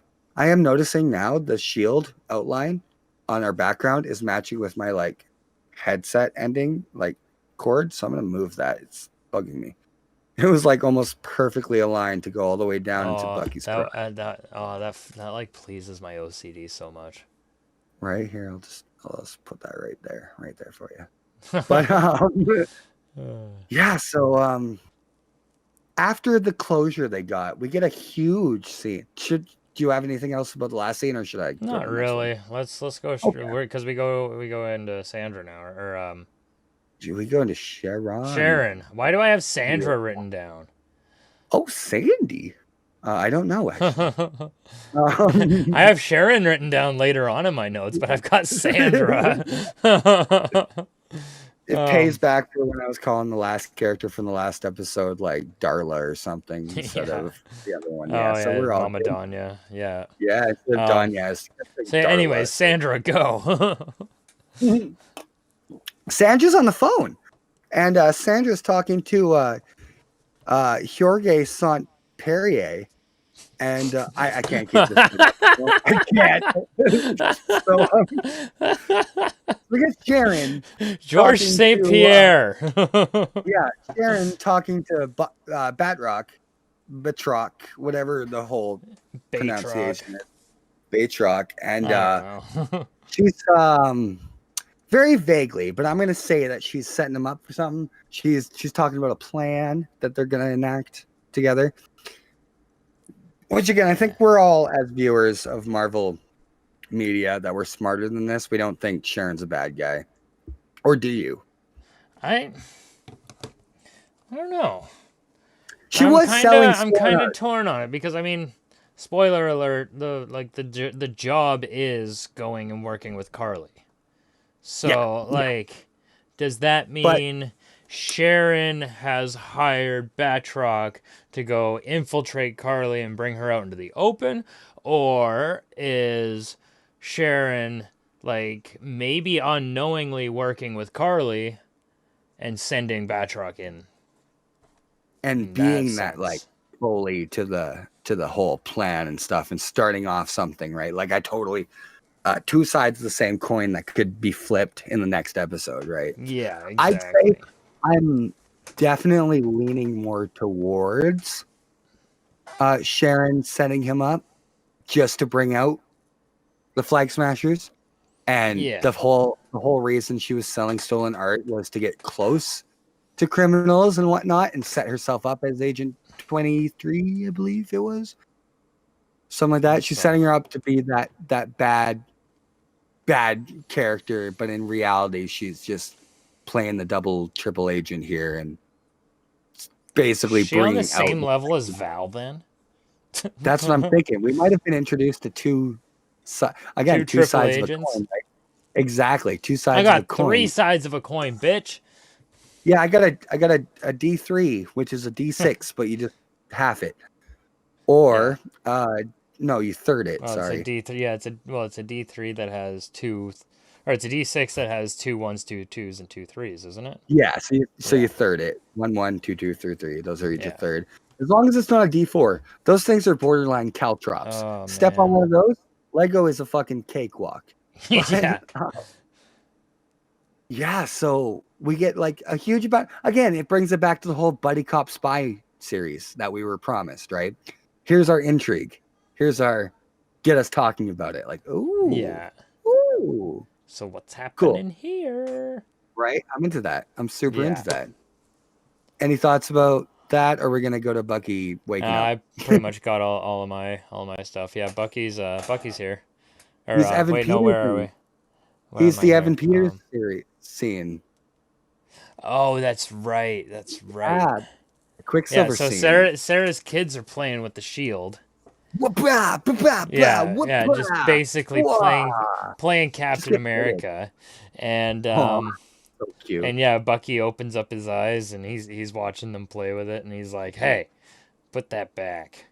And they all kind of they scatter and stuff, and they Yeah, they yeah, they throw. put it back, quick, quick. And it like falls off the way that it's leaning on the wall. Yeah, But he kind Bucky of looks, he smiles. sees it poking out of the bag and he just kind of looks at Yeah, it and he just kind of gets the feels. because like look at how this shield inspires the youth. Mm-hmm. They make them play and make them happy because that is hope in a circle, Yeah. basically. And like I think that's where he was getting at, where he's like, yeah, no, it'll all be good. It's gonna happen. The shield will be in the right hands, and the world will be a better place for it. And that, again, beautiful, beautiful cinematography, beautiful writing. The fact that we are so long after watching the episode, still stream excluded, but we're still talking about it and getting deeper into like all the meanings of each scene proves that Marvel gets it when they come to writing this kind of stuff. Yeah. Love it. Love every second of it. Fantastic. Fan-freaking-tastic. You got anything else? Not about that, no. Okay. We get a whole we got a chat. That shield is a Chattalado. symbol for everyone. Yeah, absolutely. Exactly. It's a symbol for And- us even. yeah, no, just again, who wasn't heartbroken when in Age of Ultron we saw the shield broken in half, but then in Endgame we got the ending to that where we did see it broken in half. We didn't know what was going. Go into Endgame fresh and watch it as a total new MCU watcher. That's heartbreaking. You don't know whether or not Cap's going to continue this fight. Yeah. So like that it's just a symbol for everything. Like we see it break, we feel that break. We see Steve tourniqueting his own arm. Yeah. Because we know he's a soldier and he knows how to dress battle wounds quickly. Just like that. Again, I can't praise the writers enough. Like, sure, give or take in the future, when any of them get canceled for something, I'll be on the cancel side because I don't like people being assholes. Yeah. So don't quote me praising them now. But for a writer's standpoint, fantastic writing, fantastic cinematography, good series all around. And the fact that one studio can create such a vast universe with just a bunch of movies, like no one's ever done that before. Amazing. And then spin it off into shows and then cancel those shows and then spin it off into better shows. Like so good. No, I'm sorry. I love Punisher. I love Jessica Jones. And I even love Defender, like the Defenders. I like Iron Fist was okay. I watched it. It was fun.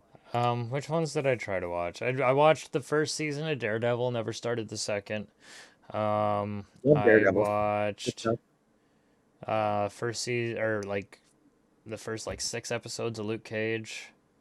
Yeah, also good. I think I watched like the first couple of episodes of Iron Fist, but I never got the hook on those series. It wasn't the best one. It definitely was not the best one. I watched it because I like Iron Fist as a comic book character, so I tried to stick through it, but it was not. I will admit that it was I don't not. know. I just think Netflix sucks at making Marvel stuff. Yeah, they didn't do very well. Daredevil was great. Jessica Jones was great. Iron Fist was okay. Defenders was kind of dumb, but I watched it. Well, like the first thing that kind of put me off was the fact that it wasn't tied to the MCU at all. It was at the beginning. Was it? But then they took that away because there is a couple earlier episodes of Daredevil where they talk about how when the carriers went down, they were talking in Daredevil. They were talking about like the deaths that caused after the carriers went down and like actually crushed people and stuff. And they were trying to get into that. But then it's on the same level as Deadpool. In the first Deadpool, they fight on a crashed air carrier or whatever, but it's not specifically the MCU ones, but it does take place after the carriers went down and stuff. So yeah, whatever though. We'll continue though. We get some sweet stuff with like a tree and our boys. You want to get into that? We get some pretty sweet character development with Sam and Bucky. Good. They're trying to fix some stuff. And then Sarah comes and kicks them off of the water pump because they weren't supposed to be working on it. Yep, not allowed. Yeah, so then they screw off and they go to the backyard and start tossing around the shield, bouncing it off trees, playing just catch with it. Yeah, a couple buddies just throwing a frisbee around. But I need to point some shit out here. Please, no, I get this. It's not physically possible for super soldier or not. You cannot catch a spinning shield through the straps every single time like that.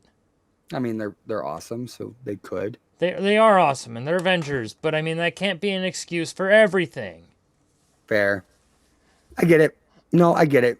My point the shield is spinning, so that means that the alignment of the rungs are like spinning as well, and you're supposed to just like put your arm through that in the perfect moment to catch the shield. I don't think so. Because again, when we were talking about the tourniquet, there was two belt loops that he was stretching, so you can't do that. Yeah, how do you like? Even if you're trying to look cool and just catch one like rung, it would like. Friday says it takes so much skill. Yeah, it must, because that's it. Unless you're them, I don't think anybody's doing that besides Cap. But okay, so what I was getting at is, well, it kind of proves your point later on in the episode. So they kind of, I mean, it's not like they did it out of order, but it kind of irked me what they do with this later. Because you think back to this scene when they're casually chucking it, other one catches it. Yeah. Other one catches it. So, like, I agree, it does take skill, and these specific people are definitely skilled enough to do it, so it's not a big deal. But later on, they kind of retcon it in their own episode. Yeah. And that's what bugs me. Yeah, so they end up, like, just through all the shield throwing and talking and stuff. Bucky, they start talking about the legacy of the shield and how Sam doesn't feel that he should have had it because, as Isaiah said, no black man will ever be Captain America. And I don't want to get political, but I don't like how they even bring that up in the series. No, I don't either. Why bother? I don't see skin color ever. I just see two people. I see people. And I just see people. And if someone says something that makes me angry, then yeah. But other than that, I try to see the best in everyone, no matter what shape, size, or color they are. Like, absolutely. We're all one human race, so why? It just, it bugs me. The fact that, again, there was writers who wanted to put that part in to make us feel, and we're feeling it, and that's exactly why. Yeah, Bucky comes clean about being upset about the shield. Yeah. And Sam brings up a lot of his past and stuff as well, and he picks up on Bucky's like, I want to finish. He wants closure before he kicks it, kind of thing. Everybody who's wrong, he wants to do right. And Sam picks that up almost immediately without any real words to kind of spur that on, because Sam's a smart dude. Yeah. He's a friendly human dude where he understands how anyone's he's sympathetic. He gets it right away. And then he brings up someone of Bucky's past. He doesn't do it directly, but indirectly brings up a lot of things that Sam wants finished but never can get that closure on, which is huge. Yeah. And then, which brings up another question: where's Cap?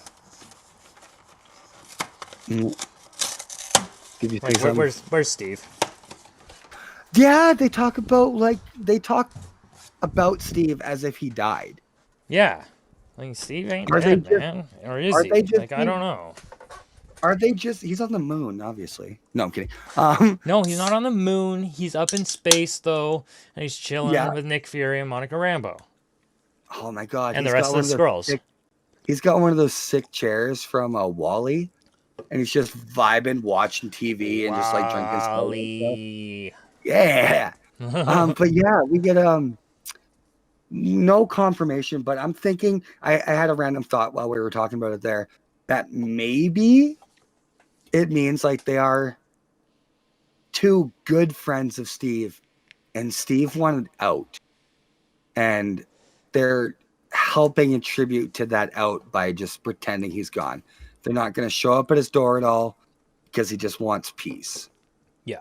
He's done his time. He's done his thing, and he's inspired billions of people, if not more billions, with like the Asgardians and so on and so forth. And he's like inspired the universe, quite frankly. Anybody that knows about him is inspired by him.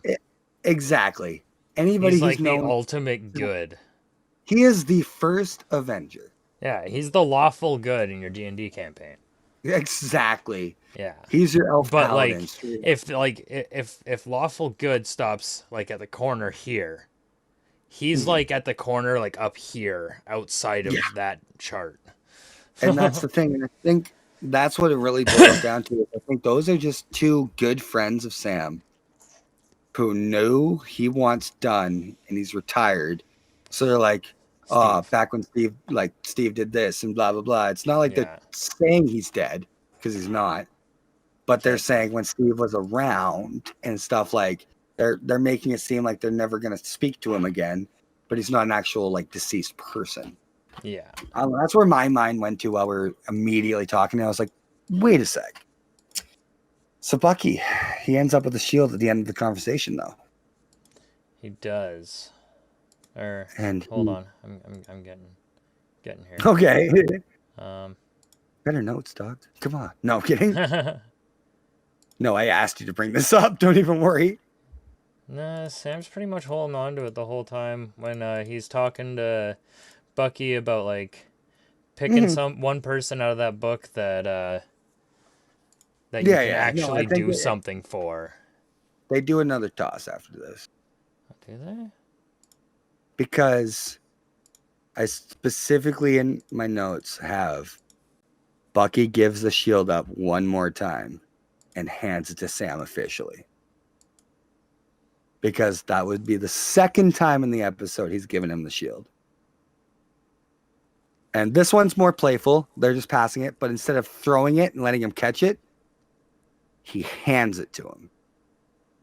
And that's, again, I'm trying another... to find that part, but like I'm at that part, but I'm trying to find it, but I'm not finding it. Stop clicking. Use your arrow keys. You'll go up a little more. Or you go up a little more fine.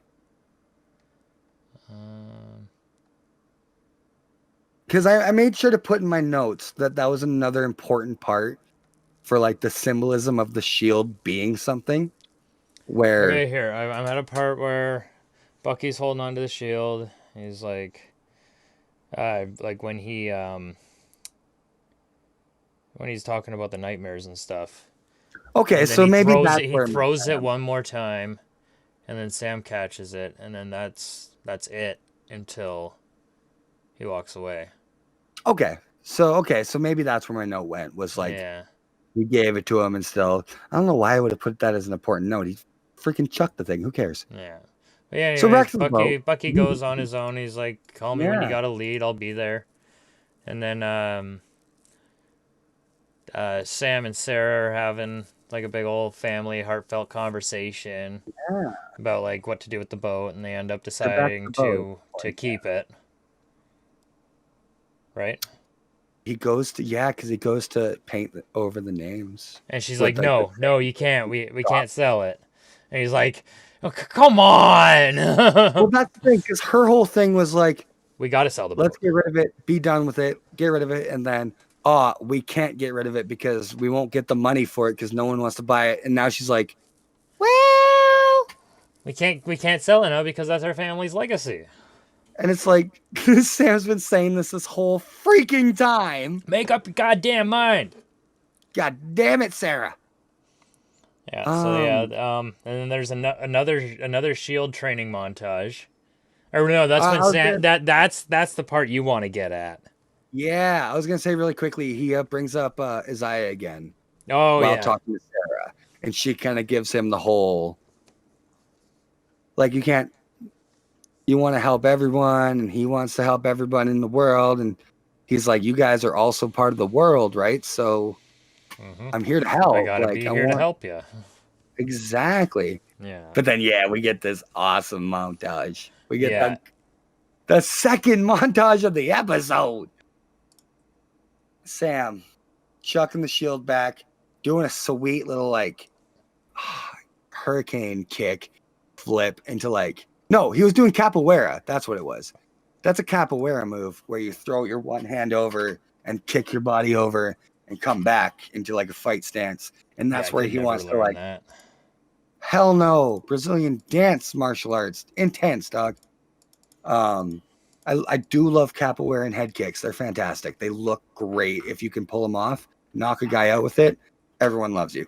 But so he's doing that. And what I wanted to get at was earlier in the scene, like you said, they have skill and they're tossing the shield, catching it back and forth, Oh over and man. over, and like easy peasy. But now while Sam's alone, is he getting nervous? Because he can't catch that thing worth a damn. And maybe it's because of the whole flip. He's trying to add extra. Best part of the episode. Thank you, Final Friday. 100%. Yeah, absolutely. That One of was the a best. great. That was probably one of the greatest montages I've ever seen. Hype. It's super hype because we know this. What this is amounting to is Sam's taking his mantle that he's rightfully deserving, Yeah. which is great. And my whole gripe was why did he screw up so much? Like badly. Not like he wasn't catching it right on time. Like, sure, when he was talking to Bucky, they were in a contained environment with no flips. They were just going back and forth talking with light tosses, sure. And he's trying to do like knockout shots. He's trying to throw it hard, throw it back at him, and then do like a sweet dodge and catch it and yada yada. Yeah. Just He just keeps getting sure, owned by the shield. but it's getting. Oh, it's not like he's catching it, but like screwing up his like stance, which I would have probably believed more. No, he was just like there was a scene where again, awesome cinematography because the shield comes straight to the camera and it looks deadly. So like he dodges it and throws his hands up because yeah, same. That thing's Yeah. a deadly metal frisbee coming at you at like Oh yeah. But he gets better half. at it. Like He he keeps gets good. running.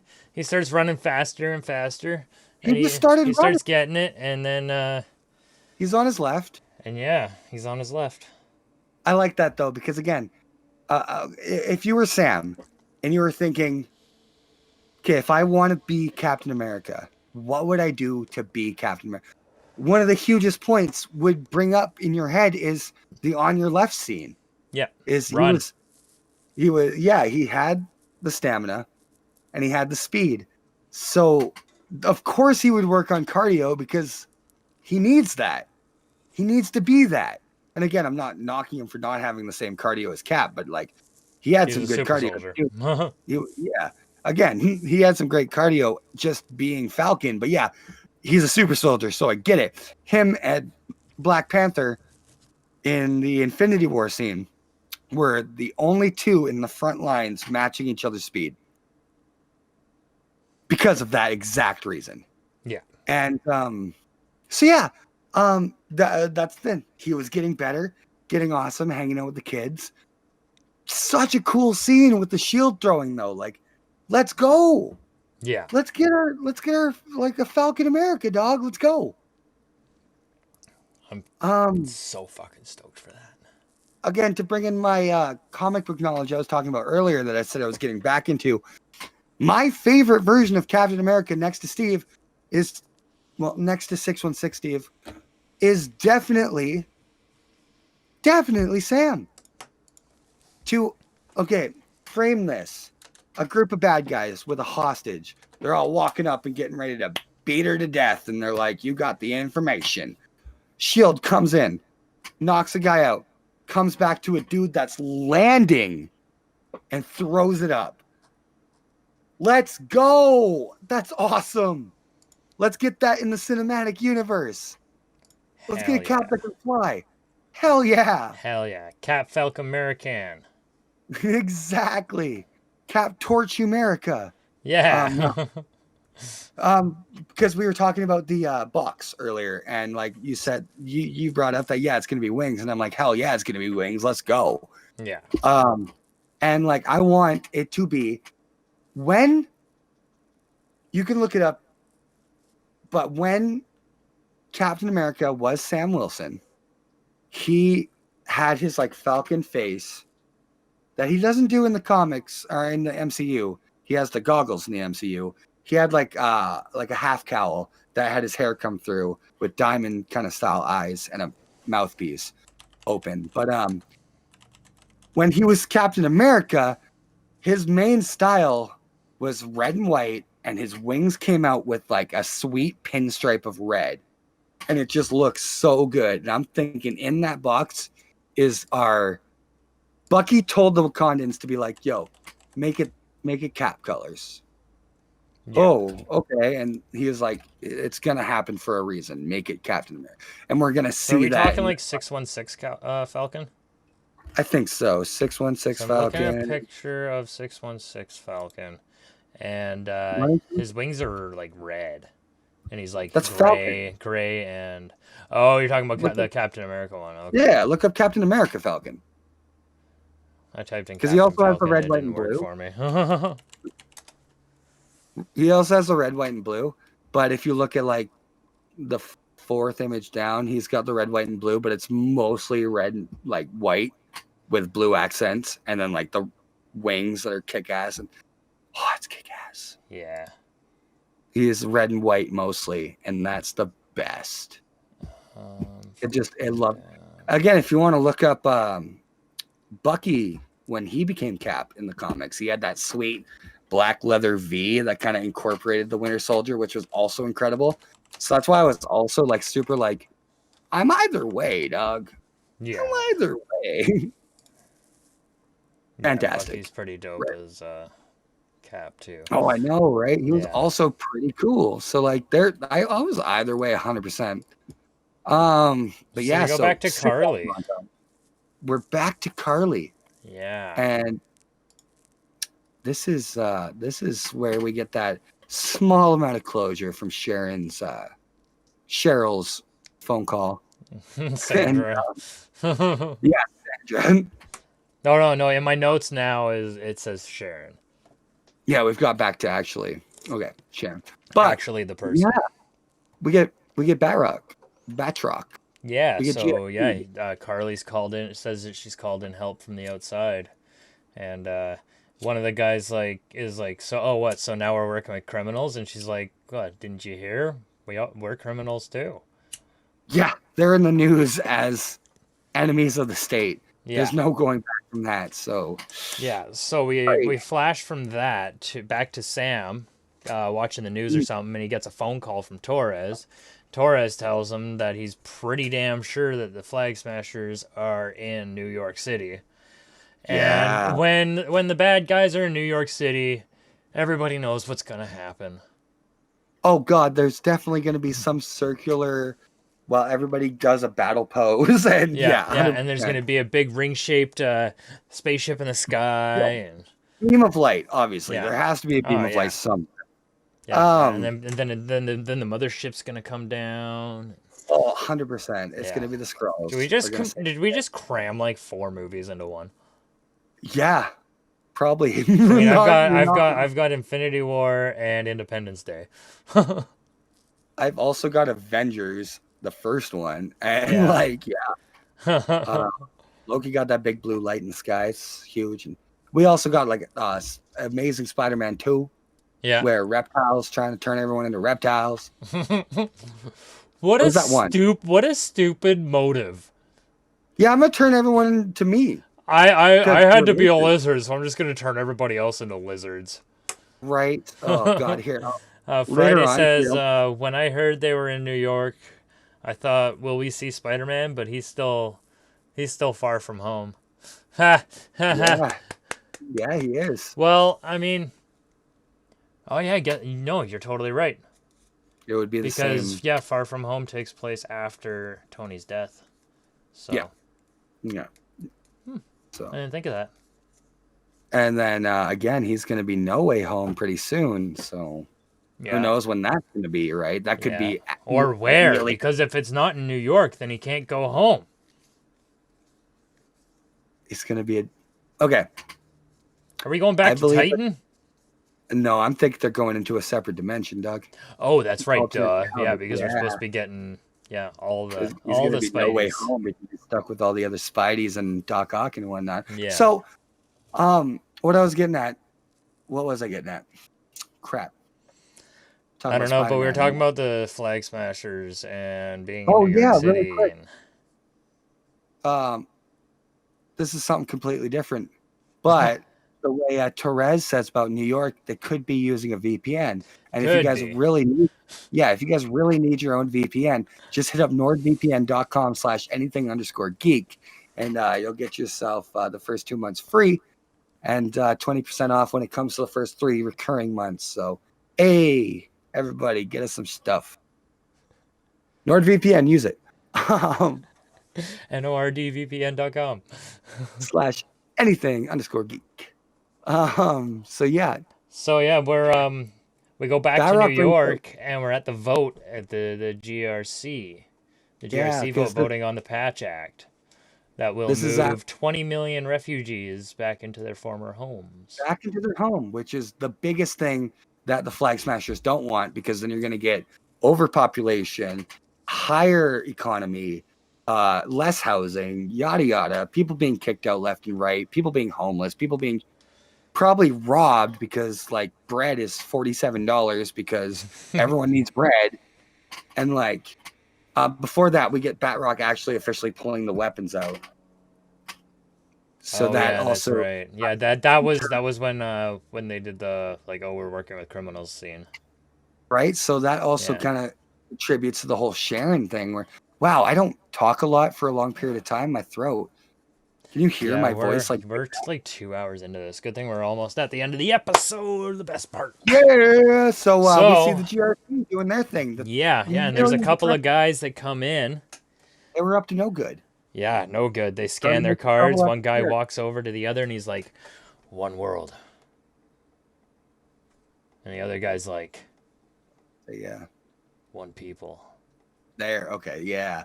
So a couple of guys, they were up to no good, started making trouble in the GRC.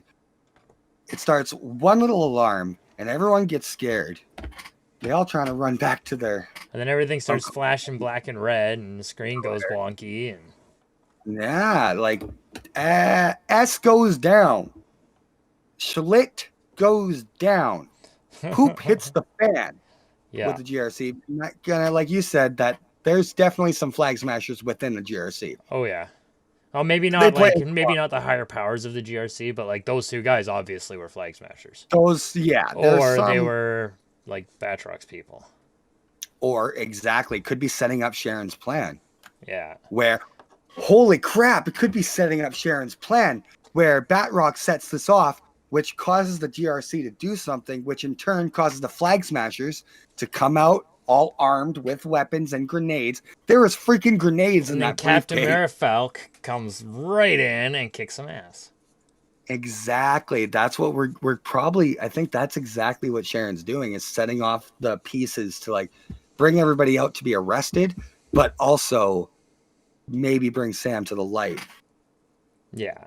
And then what do we get? We get credits after the alarms. No. We get Wingconda forever, baby. But we don't get Wingconda forever, baby. Is that not the after credits? No, after credits scene is something else. Okay, thank you. No, the very end scene before the credits is Sam finally going and opening up that case from Wakanda. Bruce Wayne Conda. But it cuts out and goes to credits. Yeah, we don't get to see what the fuck's in there. So we'll get to see that next episode. Friday says, when Falcon opens the box Bucky gave him, the episode ends. I was like, no! I was the same way. I was like, no!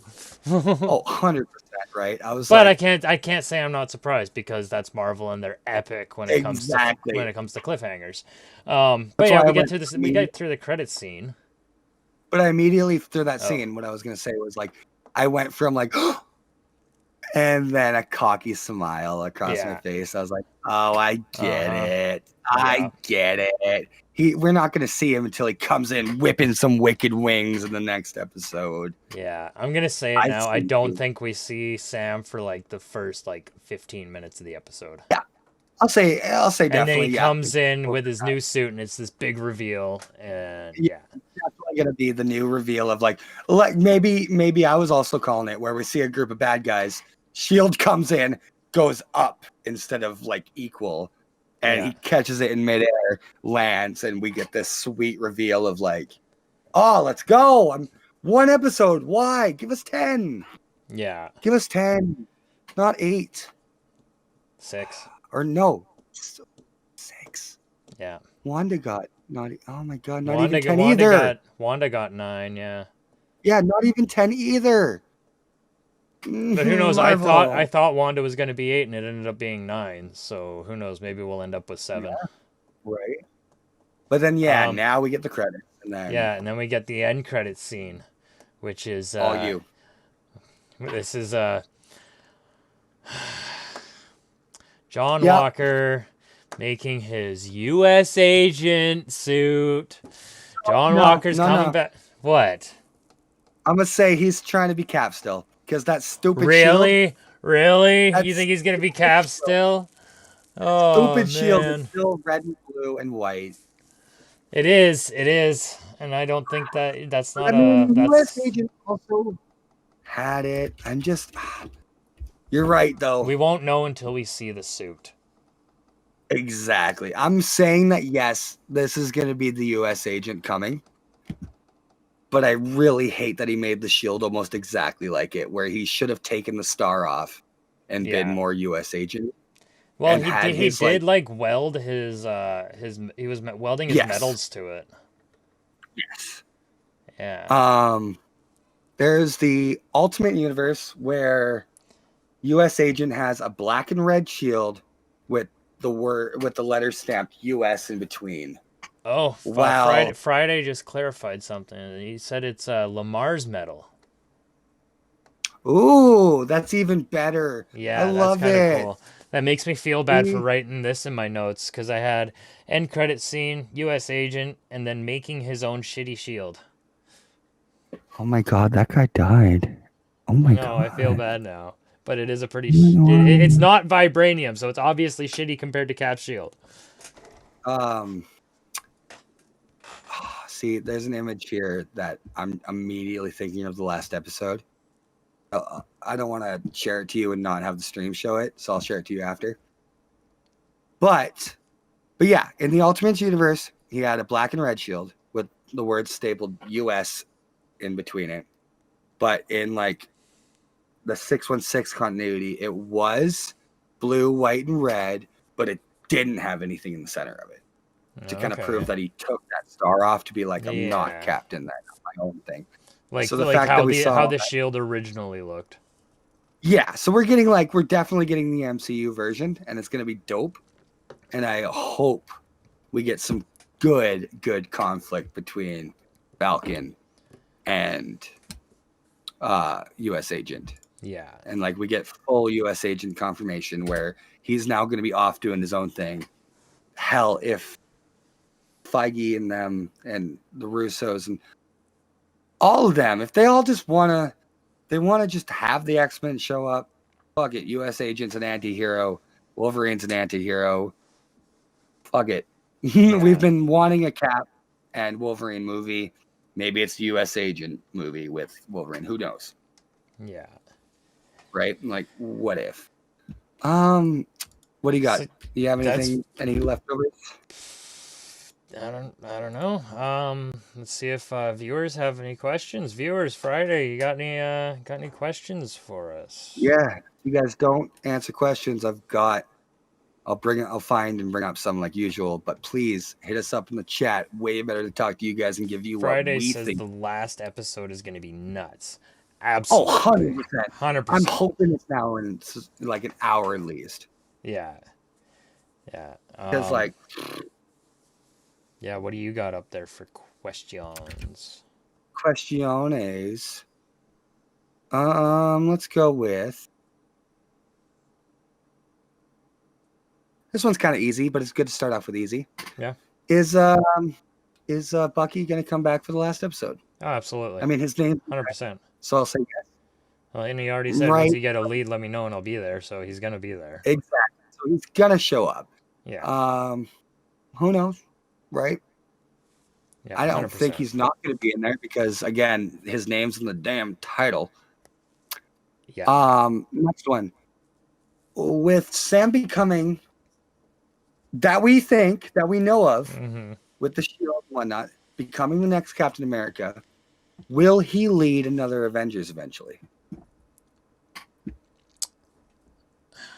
Did Cap really lead the Avengers to begin with? That was kind of more Tony's thing.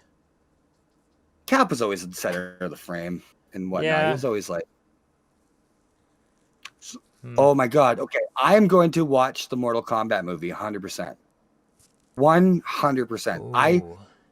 Jay can't fuck. He knows my stupid amount of lore I know about Mortal Kombat, so he can't even try to defend my nerdiness right now. No, absolutely. The only thing is, unfortunately, where we live, we can't go to movie theaters yet, so.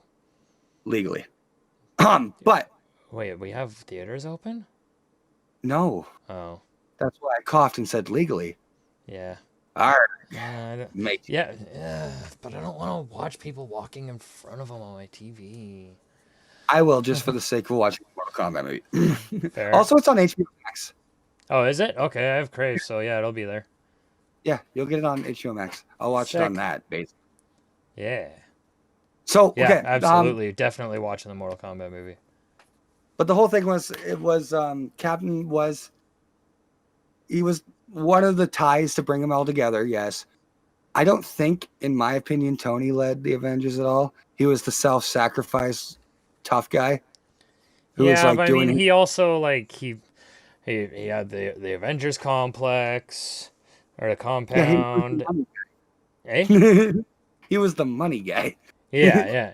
But, like, but even still, like, he supplied a lot of stuff, too, and he did kind of... I get it. He took the reins. Brought the team together. Yeah, especially in Endgame. He took the reins and was, again, self-sacrificial like he does in every other movie. But, I don't know. It brings it back to, you do this, and Hulk, smash.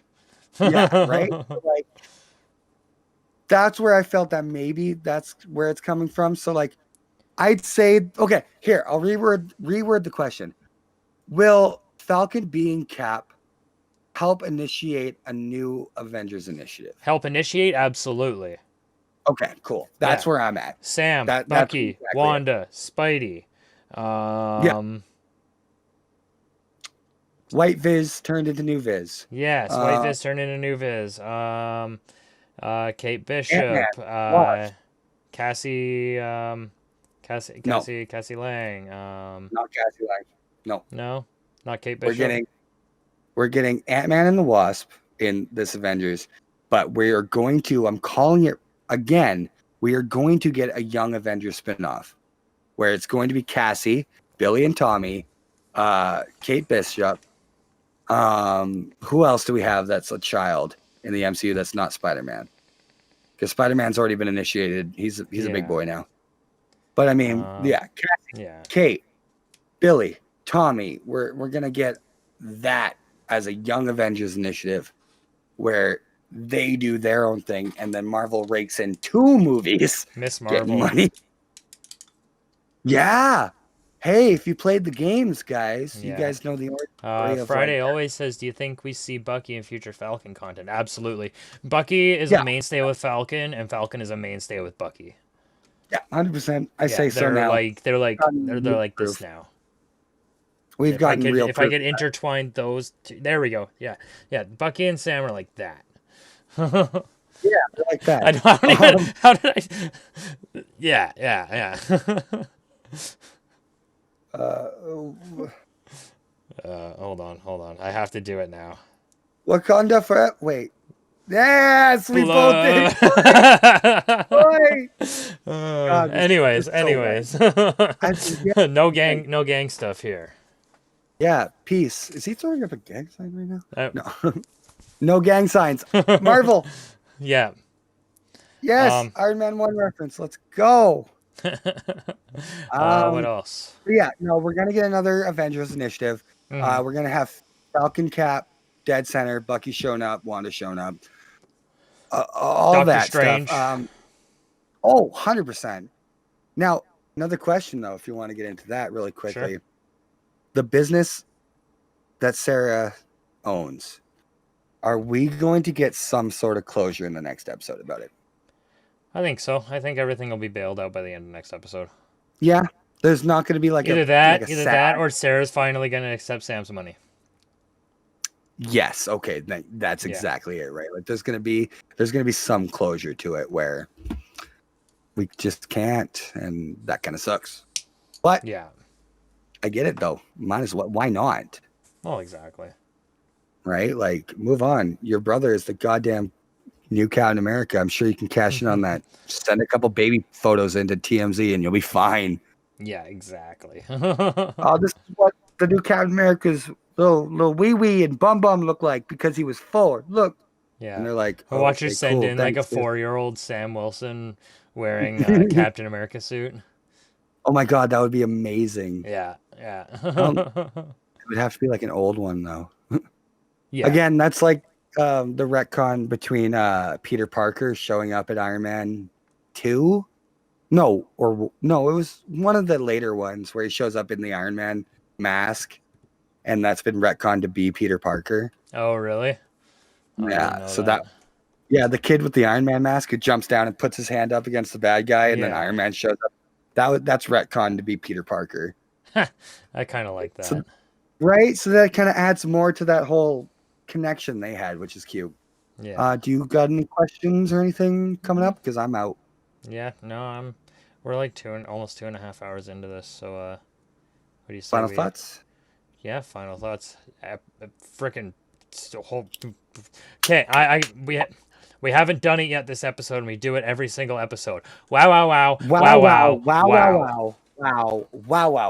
Yeah. I'm glad I picked it up. Enough said. That's fantastic episode. Like I said at the beginning of the stream, excellent character development in this episode. Yeah, we've gotten so much, but shown a little bit. But we were given so much within that, which is beautiful. Pièce de résistance, good screenwriting. Yeah, no, I totally agree with that. I fucking 100%. Everything is amazing now, and I'm so hyped to get into this last episode. It blows my mind how they can just hook you. Yeah. They can hook you for like 3 years until the next movie comes out, and we're still going to that movie day one. Friday has one last question here. Do you think we'll get a season 2 because this show is so amazing? I don't think so. No, they've been calling all of these miniseries, and WandaVision was done after its season. This will be done after its season. Loki will be done after his season, and 100%. so on and so forth. Bad Batch is supposed to be a miniseries as well. I think from like the Marvel standpoint of all the Marvel things, these are just our little tidbits because these are our like 6-hour movies.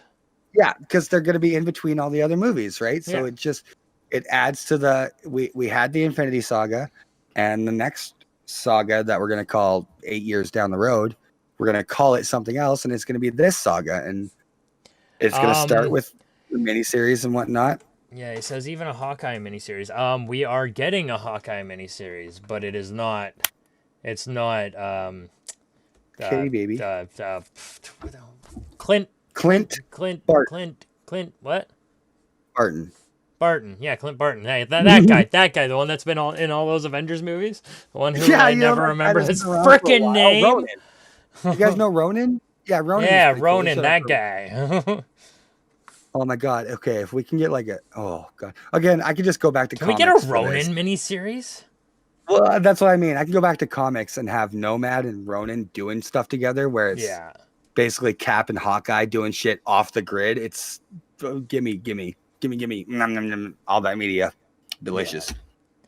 Yeah, I'm no season 2. No, I think we're gonna get closure in the next episode, and whatever hints we get, are going to be the same amount of vague hints we got at the end of WandaVision. Yeah, where they were like, that'll lead into a movie at some point, right? Oh, new villain. Oh, everybody got closure. Oh, but there's still a couple loose ends though. That's basically where I'm thinking. Moon Knight coming soon. Are you excited? I don't know what Moon Knight is. Moon Knight's dope, and I just read when I was talking to you about the earlier before the stream. I was just reading a Deadpool series. Yeah. Moon Knight shows up as a clone for a little bit with a couple others Avengers, Captain America and Black Widow. They all show up as clones and try to help Deadpool, but they're bad guys, and it's super cool. Moon Knight's awesome. So like, cool. I don't know how based off of that. Yes, I'm excited. If you were to look up Moon Knight right now, I don't know how they would do him justice in like CG or like physical kind of things, because he's mostly like in the realism ones, like the Ultimate Universe and stuff. He has a white full face thing and glowing eyes. I got a headline. I have a headline from Geek Tyrant from 7 months ago. Oh. That says Keanu Reeves purportedly wanted for lead in Marvel's Moon Knight series. Let's fucking go. Let's do it. Yes. John Wick, baby. I'm into it. Let's get the chosen one. Tom Anderson. Neo. No. Except but again, yeah, as of October 26th. No way. What's up? Oscar Isaacs. Okay. I like Isn't he busy? Is he not busy doing something else at this point in time? I don't think so. This was announced back in. This is coming from Comic Book. Okay. No, I'm okay with it. I just thought I heard something that he was going to be. The report went live earlier today when trades like Deadline said Isaac was finalizing details to head up Moon Knight. I literally looked at Oscar Isaac and then went to news, and 1, 2, 3, 4, 5, 6, 7, 8, 9, 10. The whole first page is just Moon Knight stuff. Cool. So that's awesome. I'm into it. Sick. I would actually Keanu Reeves. Super into this. I'd say Oscar Isaac way better for Moon Knight than Keanu Reeves. I'll say that. I don't know much about it, but I mean, John Wick is just too. I mean, as much as Poe Dameron is Oscar Isaac, Keanu Reeves is always going to be Neo and John Wick. Oh, he's not, from Bill and Ted? That's kind of rude. Well, I mean, there's that too. He plays a lot of guys named John. We'll talk about this later. Let's end this soon. Do that. I'll wrap up. Keanu Reeves IMDb and look at how many people are named John or Johnny. There you go. Okay. Friday says Bad Batch is going to be a mini-series. I thought it would get many seasons. No, from what I've been told and from what I've found out myself, Bad Batch, all of this stuff that Disney's slated is all going to be mini-series. Okay. Besides The Mandalorian. That's what I'm thinking. So it might be. I don't have any concrete evidence for that, so I can't. Me neither. Chime in for that. It's just from what I've read through multiple headlines, and stories and stuff. I don't even have that, so you got more than me on that. But the more we talk, the longer we're here, and we're spent. Yeah, I'm gonna go play Naruto. So if you guys want to watch me play that, it'll be on my channel. Head up I'm not, maybe not, but I might head up a Call of Duty Black Ops Cold War stream later. So if y'all like gaming, you know where to find us. Anyways, I am Fr0zD. You can find me down here at the links underneath Frosty there, Fr0zD. You can find all our links in the description. AnythingGeek is our Discord. Come hang out with us there. Keep up with us. Possibly game with us. Chat with us all the time. Don't forget to donate at streamlabs.com/jflawless7/tip. All tips go into cryptocurrencies. Final Friday says, all right, guys, great talking to you guys. See you next week for the final episode. See you there. Absolutely. We will see you there. Thank you so much for sticking with us for the whole 2.5 hours today. That is great. Thanks again, Friday. Yeah, that's the content, baby. That's the content for y'all. But as he was saying, hit us up for all of our stuff at AnythingGeek. you want our personal stuff, Fr0zD, hit up him at JFlawless7. We all got the same name mostly around. Hit up my TikTok, it's Fr0zD. Hit up my Twitter, it's Fr0zD. I've changed the name. I'll change the name after from your Giant because everything else is now Fr0zD. Instagram, TikTok, yada yada. Awesome. If you want, again, talk to us, play games with us, do stuff with us, send us pictures of your dog. People do that a lot for some reason in our general, so you can do that. Hit us up on the Discord. But yeah, that's about it. One love, one peace, y'all.